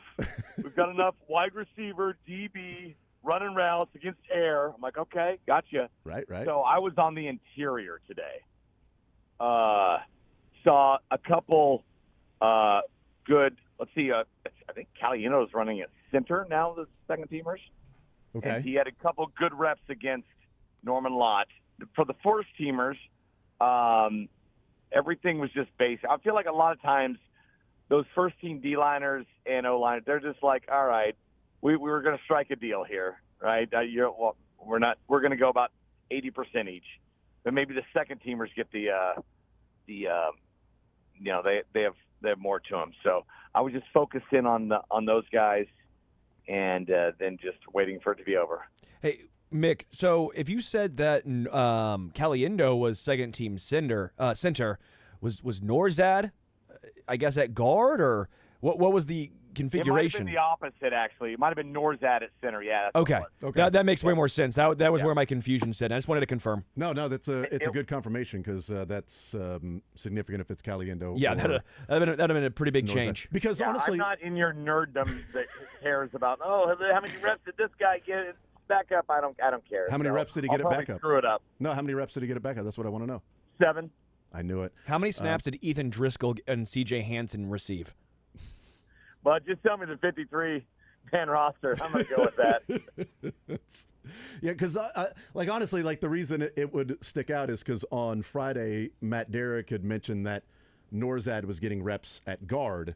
Yeah. Even as the backup center, but he was getting reps at guard, which I like because I don't think Kingsley Suamataia should just have the left guard position given to him. I think Kingsley should be in competition for that spot as well. And he said, yeah, he's taken some reps at guard. And if Caliendo was playing as the backup center, I'm like, ooh, okay. Yeah, that would have been maybe very there's even more. intriguing. Yes. So I'm glad we clarified that. That is great stuff. Yeah, we actually just talked about that. Pete and I did a little segment for nice. KSHB 41 on the offensive line, of course. That's all anybody talks about. Team with Mahomes and Kelsey, and all we can talk about is the freaking offensive line. And how, hey, what's the possibility of that odd man out on the right side if it continues to be in more a Taylor battle? What are the odds of that odd man out, who's going to be very expensive, by the way, moving over and playing your left guard position? Oh, that's interesting. What did he have to say? Or do you not want to give away the... He said, I think that's an option. Okay. Follow the money. And I think that makes a lot of sense. Show me the money! Yeah. Okay, well, since you only want to talk about Patrick and Travis Kelsey, give us your best Patrick Mahomes breakdown from today. Did he do anything cool? I don't remember much. Like I said, I mean, we have so much video. Like, we're looking at one specific thing the whole time. We're not there like most people. Like most people in the media tent, a lot of them are just there as fans and kind of looking at the meat and potato stuff, the team stuff. We're focused on getting ISOs of guys and all that stuff. Maybe he was really good at quarterbacking, Sterling, and I thought Travis Kelsey was really good at acting because I stayed up and watched Happy Gilmore 2 last night. Ooh, was it good? I watched it as well. Don't tell me, no spoilers, but was it good? Okay. Is it worth it? Yes. It's worth it. It's not good. It. Yeah, I mean, it'll get better. Like every Adam Sandler comedy, it'll get better the more you watch it because you'll anticipate the lines, you'll know them more, and then that'll make it more enjoyable. Yeah, just go in with knowing that there's going to be nostalgia. It's not going to win awards. There are some times that there were a few times where I laughed. Like typically, I don't do a lot of laughing when I'm even watching comedies. You LOL'd? I LOL'd a few times. Did you guffaw? No, nope. There was a couple of LOLs where typically I think if I'm watching made me lull the most. Yeah, and I like the dynamic with the four sons and how they fight all the time. That was fun. That was that was pretty good. Honestly, I think the best scene was the dinner scene before the tournament. The one and it's not just because that was Kelsey's scene. Like, I thought that was one of my favorite. There were so many different drops and Every things that were golfer taken. you've ever heard of Yes. was in there. Yes. And then I thought the movie went downhill once they went to the weird little live knockoff tournament thing. I'm like, I don't know where we're going with this. Don't spoil it. Come on. It was like it was like the knockoff, but it was like the knockoff of the golf league that we were watching on Tuesdays in the off season of golf in the winter. It was sort of that to the extreme. I thought, and randomly Haley Joel Osment hitting 600 yards. That's an odd. You don't usually expect that to happen. You don't usually expect Haley Joel. him to be that long off the tee. You don't really expect that to be the case. It's funny. I told people even that the bad guy in that is Adam Lambert. Remember him? You won American Idol. Yeah. Wait, Not the singer? Him. The guy looks like him. Huh. Is that not Adam Lambert? Oh, it does look like him though. Does it? It definitely looks like. I didn't know who that actor was, but it definitely looks. I just figured it was him. Like, that's one of Sandler's buddies. Yeah. One of the 500 he's got in the show. I mean, yeah, it's his daughter, his wife, both two daughters in the show, wife's in the movie, all of his friends in the movie in some way, shape, or form. The old characters coming back in the movie. Eminem making a cameo as well. Like obviously Bad Bunny being one of the main characters in this one. Travis Kelce, in his character. There's it's worth watching because if you were a Happy Gilmore fan, there's the worth watching, Happy Gilmore aspect of it. Okay. Yeah, I mean, it's all I needed to know. We watch it. dove into a much longer conversation, but yeah, I just wanted to know if it was worth it. Yeah, I went in not really expecting much, just wanting to see what it was about, and I enjoyed it. The 2 hours, like there's some. I mean, yeah, if you're going in expecting it to be Billy Madison, there's one thing I hated, but you can't say it because that'll spoil it. Yeah, don't spoil it. Yeah. Well, I'll let you know that I'm going to have somewhat of a spoiler on the learned part. So, Sterling, you can I will walk outside. That's fine. Ooh, my learned is also Happy Gilmore related, but it's not a spoiler. Okay, that's interesting. I like that. We also learned over the weekend, Mick, that Seth Lugo is going to be a Kansas City Royal for at least 2 more years after this one. They traded him to themselves. That's crazy, right? The value they got back was cash considerations. They traded Lugo to themselves for cash considerations. Yes, exactly. A considerable amount of cash. That's right. We're going to consider roughly $46 million over the next 2 years as cash considerations for you to be traded to the Royals. You know what? I'll take it. Thank you, agent. Do you like this deal that Lugo's staying with the Kansas City Royals for 2 more years, that it is not a trade and doesn't necessarily mean that they're going to be buyers, but I think it kind of means that they're not going to be like bigger sellers if Seth Lugo being the biggest piece that was available. I honestly think this is like the best jolt this team could have down the stretch to go finish. It's bigger than going out and getting obviously a Randall Grichuk or even a bigger bat outfield or a new guy, new arm to come in to invest in a guy that is beloved in the clubhouse, who has dominated for a year and a half plus for this team, almost won a Cy Young, was an all-star, a guy who continues to produce. I think that's the biggest jolt this team could get and creates the best opportunity for them to make a run. So I do like it. I'm old school. I'm like, if you have good players, keep the good players. Because, yes, I remember the Zach Greinke trade, but I also remember other trades for prospects that didn't work out. And so selling's not always like going to, guarantee, greatness in the future. And so he's a great He's a great pitcher who is seemingly getting better with age. And so, keep him around for a few more years. I like the deal. We asked the question in the first hour, Mick, and Sterling and I disagreed. I don't know that there's necessarily a wrong answer to this, but, curious your perspective. I asked, what was a bigger development here in Kansas City over the weekend? Seth Lugo's extension or essentially Josh Simmons being the starting left tackle when the pads came on, Juwan Taylor returned, and Jalen Moore and Juwan Taylor stayed on the right side, and Josh Simmons was just your number one left tackle, not working in with Jalen Moore. I went Lugo, and Sterling went Josh Simmons as the bigger development. What say you? Which one was it for you? I say Lugo just because that's a hard and fast thing that's happened, right? It's going to happen to where, part of that might be like, okay, we're just going to ease Jalen in here, and he's not ready to take his role back. And then we've got the swing tackle and Jalen Moore, who might move over here in a week or so to battle it out more with Simmons. So I will go with Lugo just because that's concrete. And this might be just an early camp thing, and especially what happened last year with their rookie left tackle, they're going to be monitoring that throughout the preseason. They're not going to say on July 28th, yeah, no, that's our guy.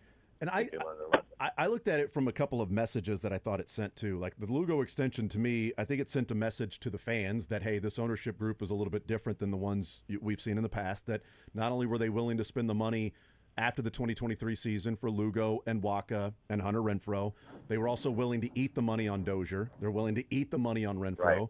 They then moved some pieces for Harvey and Urseg. They then re-signed Waka, re-signed Lorenzen. And instead of moving Lugo for pieces down the road, which may or may not have worked out, they looked at it and said, no, if we're talking about trying to make moves for 26 and 27, part of making a move for 26 and 27 is Seth Lugo being on the team. So this is our one of the moves that we can make to make sure that we are still good to go next year and the year after that. So there's a message to the fans. And the other thing I brought up is exactly what you said, was I think it sends a message to the players that we've said all year, we believe this team's going to get it going. We believe the offense is going to turn it around. We like the pitching, the bullpen. Hunter Harvey, when he returns, who knows what the latest is going to be with Cole Reagans. Lorenzen is throwing from the mound, recovering from his oblique surgery or oblique injury. And unfortunately, Chris Bubich is on the IL. But acquiring Grichuk and acquiring Frazier and re-signing Seth Lugo also sends a message to the players that, hey, we're serious about winning this year. And so, go out and prove us right. So that's why I went with the Lugo thing, because I think there's message to the fans and a message to the players and just an overall investment of we're just not going to be the make a playoff run, sell, a couple of years later make a playoff run. We're going to try to take advantage of the years that Bobby Witt is in his prime and what Salvi has left. Yeah. No, I think that it goes back to me saying this is just a huge jolt in the arm for this team, and that there's no other, trade they could have made or guy they brought in that could be a bigger deal in that clubhouse. I mean, you guys look at the charts. Where did Lugo rank for potential trade pieces? Was he at the top? He was one of the best starting pitchers available, along with Sandy Alcantara. But as far as rentals, it was like Zach Gallen and Merrill Kelly and Lugo, but I would put Lugo above those because of how he's performing this year. The guy who won second in the Cy Young Award last year versus the dude with a 7 ERA and Sandy Alcantara. Sterling, you don't actually win second. You don't win anything. No, you get a silver medal. Actually, really? Yeah, it's you get a silver medal. That's awesome. And you get 30, you get a bronze. Yeah, I would talk about it a lot. So you win some conversation. Yeah, you got the Cy Young. No, I got the Cy Old. I won the award for being the oldest pitcher that finished the oldest, highest finishing pitcher. It was awesome. Yep. So I got the Cy Old there. I feel like you should get something for second place, like at least a dented piece of metal, according to Rob Manfred or something. Like Randy Moss's Bolitnikoff award that we have here that was damaged or got sent to the wrong thing. Yeah, there we go. So they had to send another one to Randy Moss, and we have the actual first one they tried to give him in our trophy case here. Correct. Like that. Hey, how you going to pay for it, Randy? Straight cash, homie. So, and then it feels like ever since Dick Mountain joined the team, that Lugo's getting younger. Right, 35's nothing, or whatever he is. This is spring chicken. We got a guy 10 years older. Call Dallas Keuchel up. Then again, he's the third oldest guy in the starting rotation. Yeah, exactly. Yeah. I don't feel like that would be really heading in the right direction of a real true hey, they're going to go for it this year. It's like you got Dick Mountain and Dallas Keuchel in your I think starting they rotation. might have to bring up Keuchel here. Right, now. I know. What's Greinke up to? He's not pitching, but he's close to that strikeout. It's funny. So I was at a lake trip off the grid, but no real service the last few days. And my buddies were like, so what's that like? I mean, what, you miss a big story or whatever? I'm like, sometimes I will, but usually nothing much happens, a weekend that I can't catch up to real quick.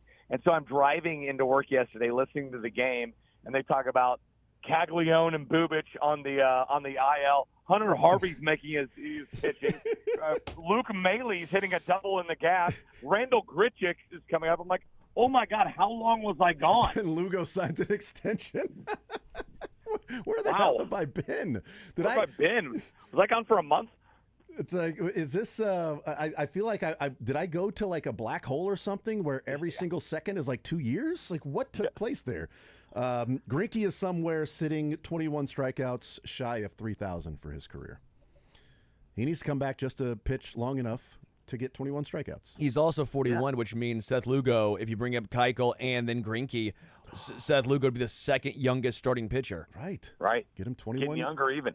21 It would Ks, man. take Greinke 3 games, and he'd go back to retirement. Yeah, right. 7 I don't know. Ks, We saw what he was at the end Could of take- I mean, 3. It could take him 21 games. It either way, might take him about 12. How do you get there? He could pitch out of the bullpen. How do you eat an elephant?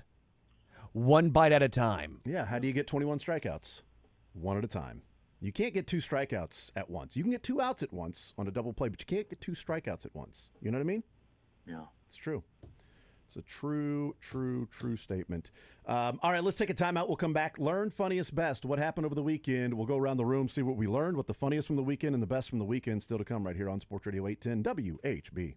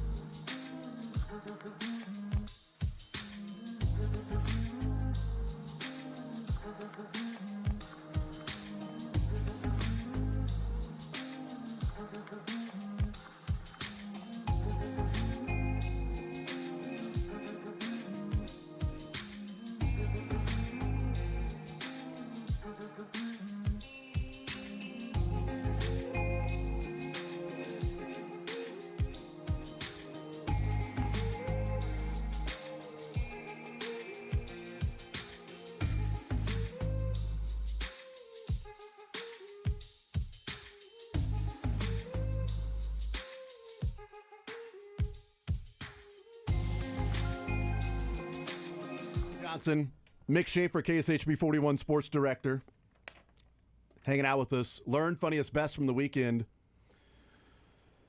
You know, I've got the sound to play here, and I know it's a spoiler alert. So You just say spoiler alert, you're fine. Okay.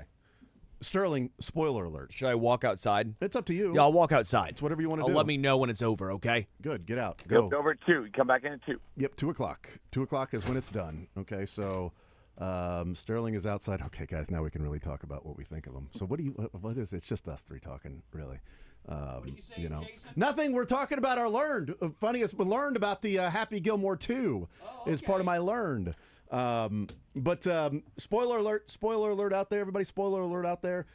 What I learned is that I really enjoyed Kelsey's acting. Like, I really enjoyed it. And I hate that I enjoyed it and he was pretty good, because I think that, you know, I think it further increases the possibility of, like, you know, this being his last year, which everybody his last year, Jason, sort of assume. I know. I'm just saying, like, I'm just saying, you know, but, you know, if he sucked at acting and everybody's like, yeah, that really was terrible.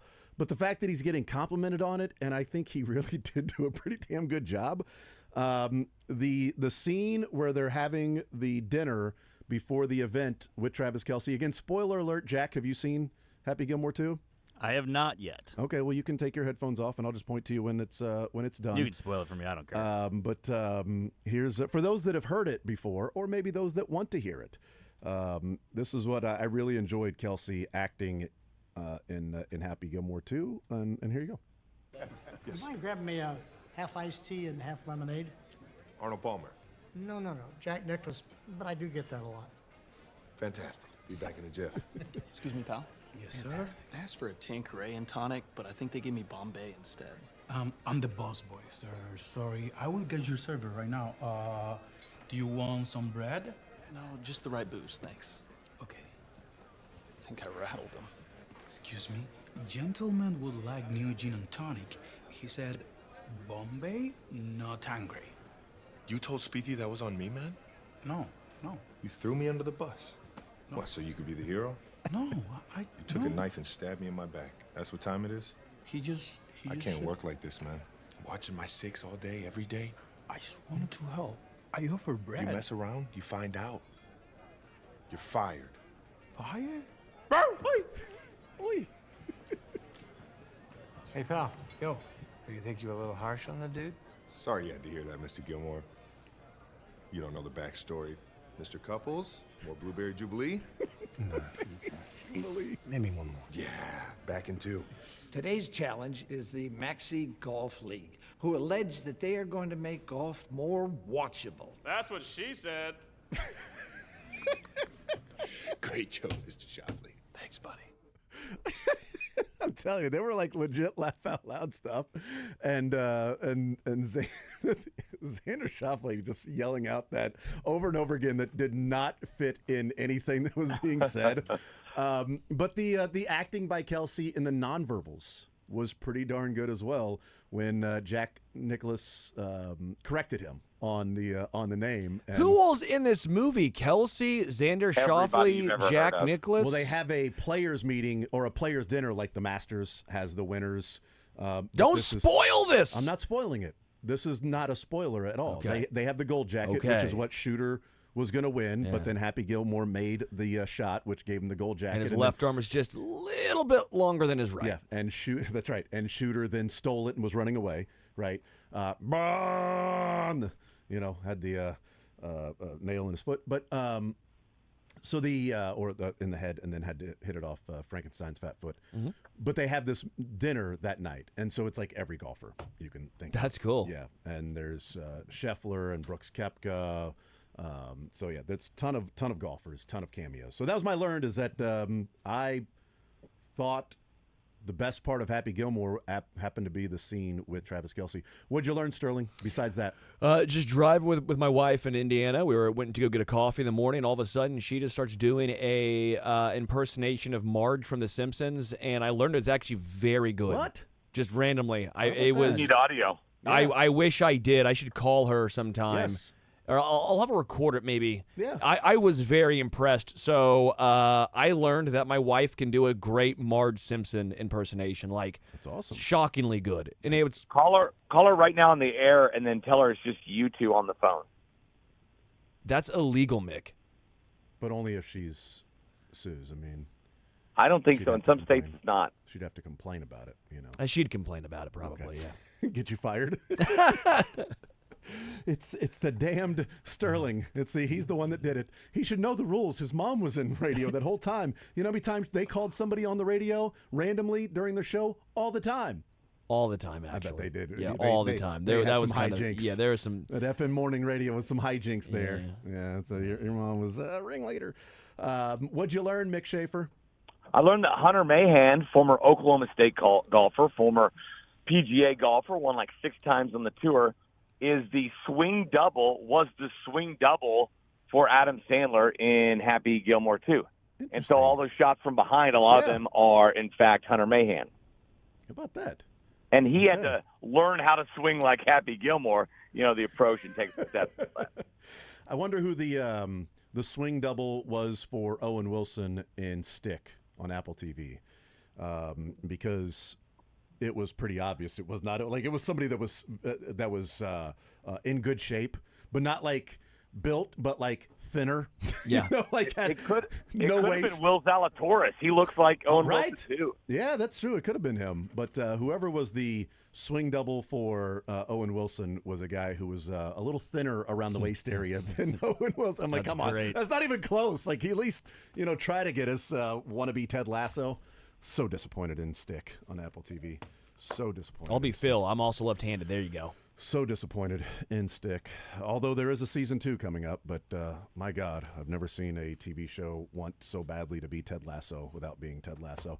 It tried pretty hard, didn't it? Oh my gosh, dude! The season finale really disappointed me. Anyway, Jack, what'd you learn? I learned that Deion Sanders is not very private about what he's been going through in terms of how he goes to the bathroom. Okay. We knew that he's cancer-free, and great for him. He held the press conference today, but I would urge everybody to go read some of the quotes from that press conference because, you talk about not being shy, man.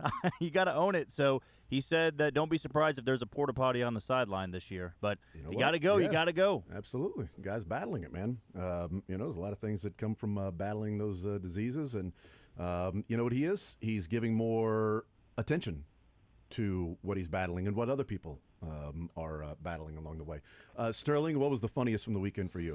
Found my old PSP, and I remember those PlayStation Portables.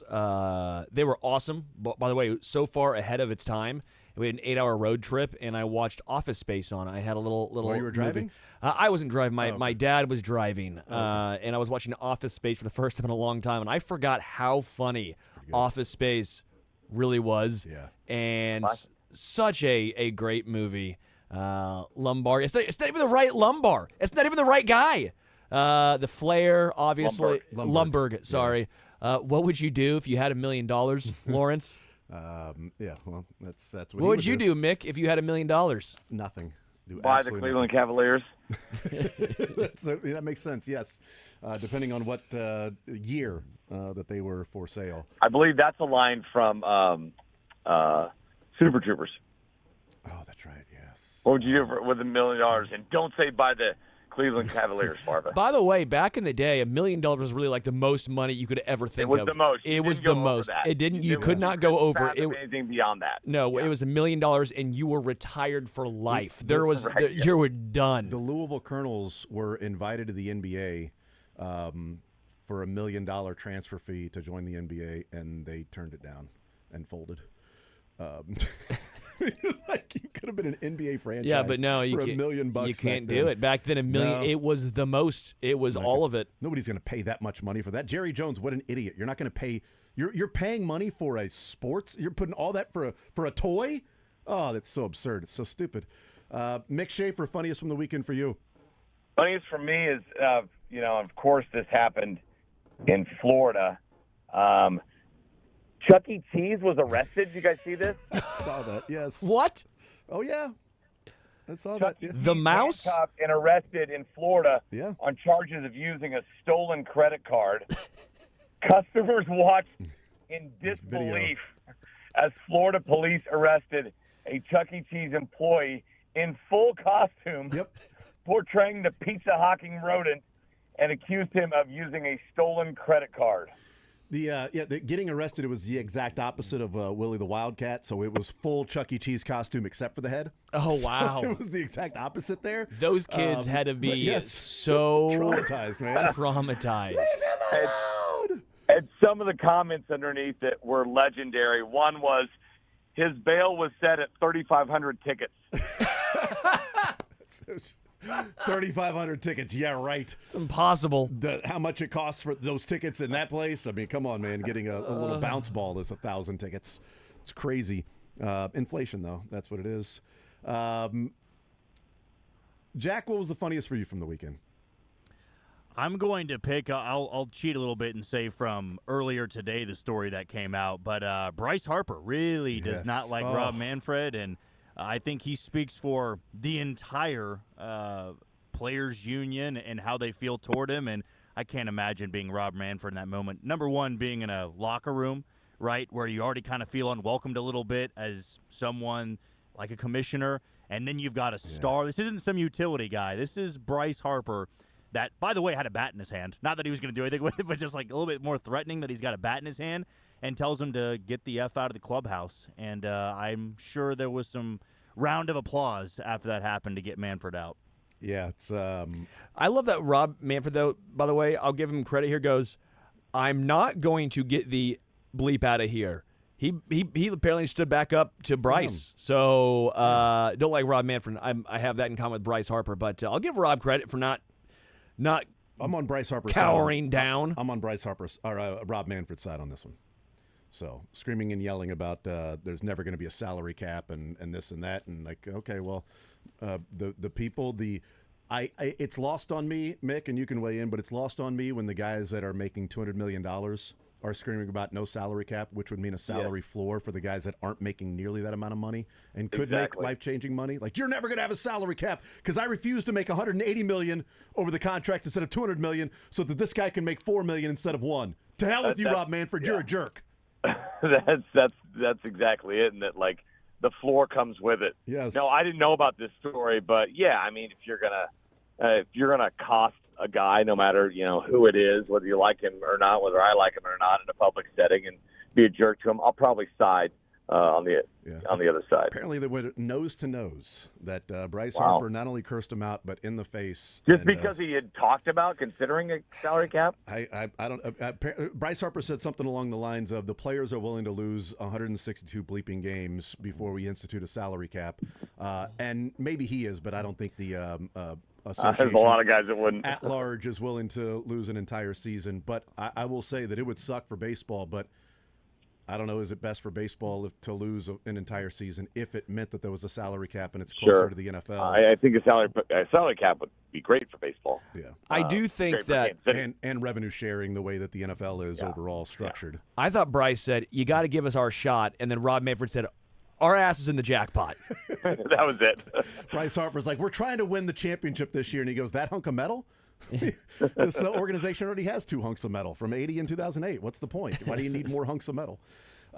Funniest for me from the weekend is this is not a spoiler alert unless you haven't seen Ichiro Suzuki's Hall of Fame speech yet. But this is clip number 3, the funniest. I put together a few clips of Ichiro, who has done almost every interview in Japanese, but he did his Hall of Fame speech in English. And by the way, freaking hilarious. Ichiro Suzuki. He's a funny dude. So this is about 2 minutes of different parts of Ichiro Suzuki's Hall of Fame speech that were pretty funny. People often measure me by my records. 3,000 hits, 10 gold gloves, 10 seasons of 200 hits. Not bad, huh? Not bad, huh? I realize I'm a rookie again. Thank you for welcoming me so warmly into your great team.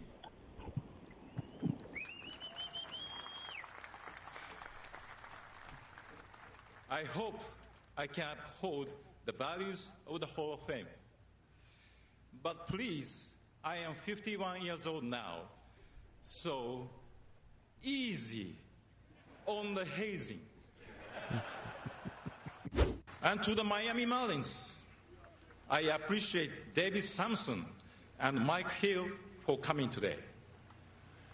Honestly, when you guys called to offer me a contract for 2015, I have never heard of your team. Baseball taught me what it means to be a professional, and I believe that is the main reason I am here today. Not because my skills are better than others.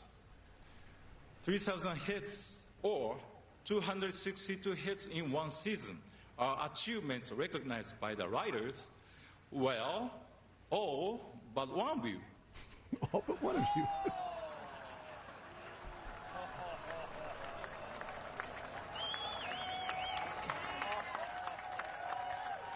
And by the way, the offer for that writer to have dinner at my home has now expired.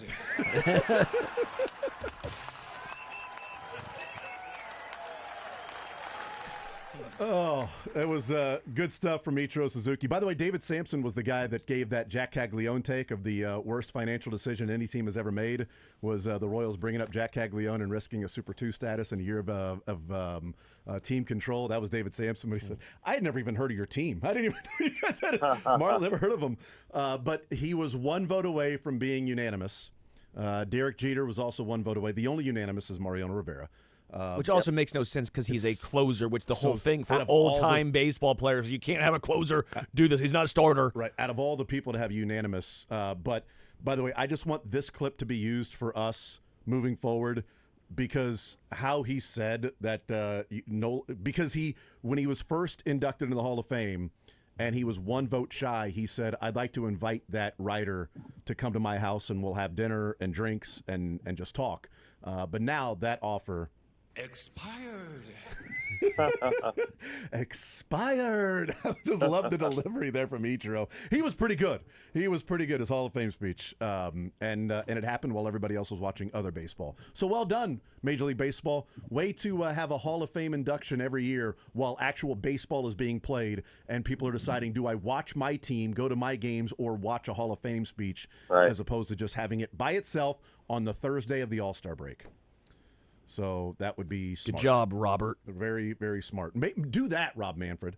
All right, we head to the best from the weekend, and we start with Mick Schaefer. Mick, what was the best for you? Couple best. I saw that Ted Lasso was filming a scene or maybe an entire episode inside the Negro Leagues Baseball Museum. And I saw Bob Kendrick tweet that out. Like, that's really cool. I can't wait for the season. And especially that episode. But then the other is, so this is the debut here. Nick Jacobs used AI to create a theme song for 41 is the Mic. And they gave him like 5 different options, and I believe they've settled on this option here. I sent it to Jack to play. So this is the its international debut here. The song for 41 is the Mic. It's dropping today, right now on 810 radio. Cutting through the static, slicing through the noise. In a world full of chatter, they're the real McCoys. Questions in their mind, insight on the line. Pressing for the answers till the stars align. You won't find them waiting behind glowing screens. They're out in the field observing the dreams. Trendsetters in action, breaking the news. When it's game day ready, you know who to choose. 41 is the mic, the pulse of the game, heart of the fan base. There's no one to blame when the pads come on and the excitement ignites. Matt and Nick are here, shining bright, shining bright. Wow. There you go. You're the first to hear it. There we go. That's brilliant. I'm just at the Vans Warp Tour right now. I'm pretty sure Pennywise sang that song. Is that right? That's what it was? That was all AI. He put in some information, and then, bam, it shoots it out for you. That's my favorite song. I don't even need real artists anymore. No, that's seriously. my favorite song. That's all we're going to have. Was it just Matt AI. and Nick shining bright? I mean, that right there is an absolute bar. They are. They're trendsetters. That's what it said. Best for you, Jack, from the weekend? I'm going to go back to Friday and how we were inches away from perhaps seeing the greatest offensive performance from a hitter in the history of the game with Kurtz with, I can't call him Oakland anymore, but the Athletics. I wish so badly. Oaklamento, there we go. Great point Oaklamento, there Vegas, by by the way. But 4 home runs. He was 6 for 6, 8 RBIs, and his double earlier in the game was inches from being a home run. Now, I've said this, that if I was to have my best outcome here, I wish he would have hit the 4. Then in his final at bat, that would have been it. Because everyone would have been like, he's about to go 6 for 6 with 5 home runs in this game and 9 or 10 RBIs. I mean, he was taking 2 picks after Jack Caglione, not Before. this is before, excuse me. So, this is After would be a much different conversation. After would be a very much a different conversation. But man, you talk about a kid right now that is making a mockery of Major League Baseball. That has to be the best of the weekend for me. It was viewed as, and a lot of historians said, it is maybe the greatest offensive performance in a single game in history. Certainly for a rookie, but just in general, with tying the record for the most total bases in a game. And just phenomenal. And I will be I will fully admit it. I was very excited when the A's took Nick Kurtz because that meant Jack Caglione was still there. And I'm like, oh my God, they didn't take Jack. They didn't take Jack Caglione. Oh my God, Jack is still there. Jack's gonna still be there. It's awesome. But also, I don't think the Royals would have taken Nick Kurtz because he's first base only, and they would have said, nah, first base. We don't need a crazy hitter because he can only play first base. My best from the weekend is I'm going to call an audible. I'm going to play this clip number 1 here. My best from the weekend is finding out how much of an animal Aaron Donald is, as to why he was the best to do it, and how driven he is, that he works out almost 2 hours every single day. And Mick, if you have not heard this is Jared Verse on Saturday. Stud defensive lineman for the Rams. Dude is yoked. His arms are like tree trunks. He was asked about his workout that he did with Aaron Donald and what that was like. Some video coming out of his workout with Aaron Donald. And here's Jared Verse describing what it was like. I show up. It's like 11 in the morning. I'm thinking we got like an hour workout. I got plans after. I got things I got to do throughout the day. I was planning on watching film and everything like that. We show up. He doesn't say hi and nothing like that. He sees me. He's like, come on. Gives a little dap up. We walk inside. He's like, stretch how you have to. I stretch. We do 4. Everything he does is like a circuit. We do 4 workouts. It's all cardio. Versus climber bike. What was it? Lunges and core. 4 rounds each. You do all that. You're already tired. You're kind of like, oh my God, whatever. Then you do 4 sets of core, 2 different workouts. So it's like 8 different workouts, 4 sets each. You do all that for 4 sets. You go through. He's like, all right, you ready for the real workout? I'm like, bro, I've been here for 45 minutes. What are you talking about? We go to the weight room. It's all arms. That's why he's big as hell. We go to the weight room. It's like 8 different circuits, all arms, 4 sets each. I'm there for an hour and a half. His wife came in laughing at me. I told her to call the police. I'm dead serious. I'm not even joking. I'm dead serious. I told her to call the police. She wouldn't do it. I tried to lie and say my mom was at my house and I had to go let her in. He told me to give my keys to his his management or assistant or something. They'd go let my mom in. So I wasn't leaving. Finished the workout. I'm dead tired. I'm exhausted. I had a plan to go jump in the sauna afterwards. Didn't happen. Had plans to watch film. Didn't happen. Went home and I didn't work out for another day and a half because I couldn't move my body. Is it mind blowing that he still does that every day? He needs to stay away from me, and the security sees him on property. They need to take care of him. That was great from Jared. I told his wife, call the police, call the cops. I'm serious.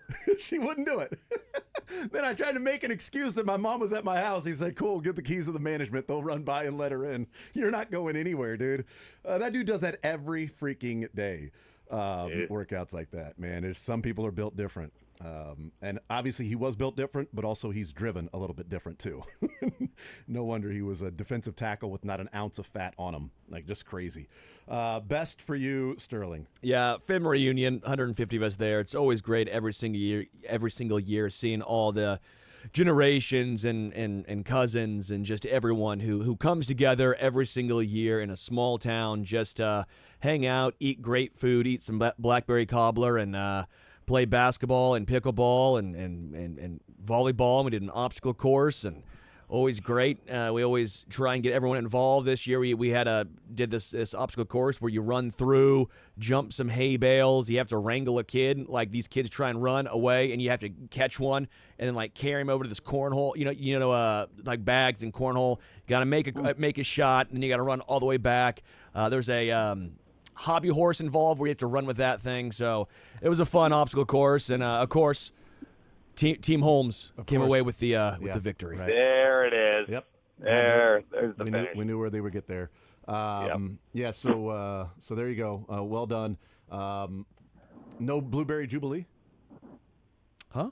No Blueberry Jubilee for you. That was in Happy Gilmore too.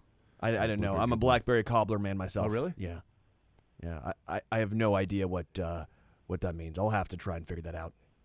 I can't wait to watch Happy Gilmore 2. Probably tonight.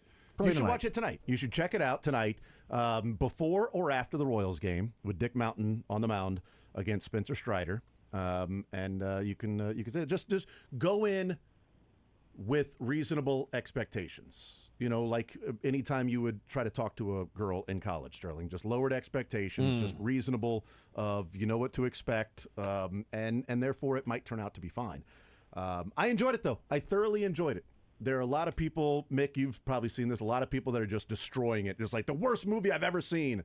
I'm like, come on, man. It's like, what do you expect? Have you not seen an Adam Sandler movie ever? This is kind of how they go. He's built an empire worth $1 billion based on baby talk. Nudie Magazine Day. That actually is incredible. He called the bleep poop again. It's absolutely right. Yes. No, I just go in with the expectations of knowing that there's going to be nostalgia. There's going to be a lot of cameos. It's for his friends, and I enjoyed it. Do you see Cordero Patterson got fired, got let go, got released? Why? He tweeted this out. Says, breaking news. Pittsburgh Steelers release old washed-up Cordero Patterson on his day off. From Cordero Patterson. He got fired on his day off? That's all I could think about was the movie Friday. Was he on camera stealing boxes? Damn. How do you get fired on your day off? Oh, damn. Mick, thank you, sir. Appreciate you, brother. Anytime, boys. Yes, sir. We'll see Mick Schaefer on Wednesday. Mick Schaefer presented by Advent Health Sports Park at Blue Hawk, where sports and entertainment collide. Bar, grill, sports simulators, laser tag, bowling, arcade games, all at Advent Health Sports Park at Blue Hawk. News of the day that came down, Emmanuel Classe suspended and being investigated for gambling. So we're in next.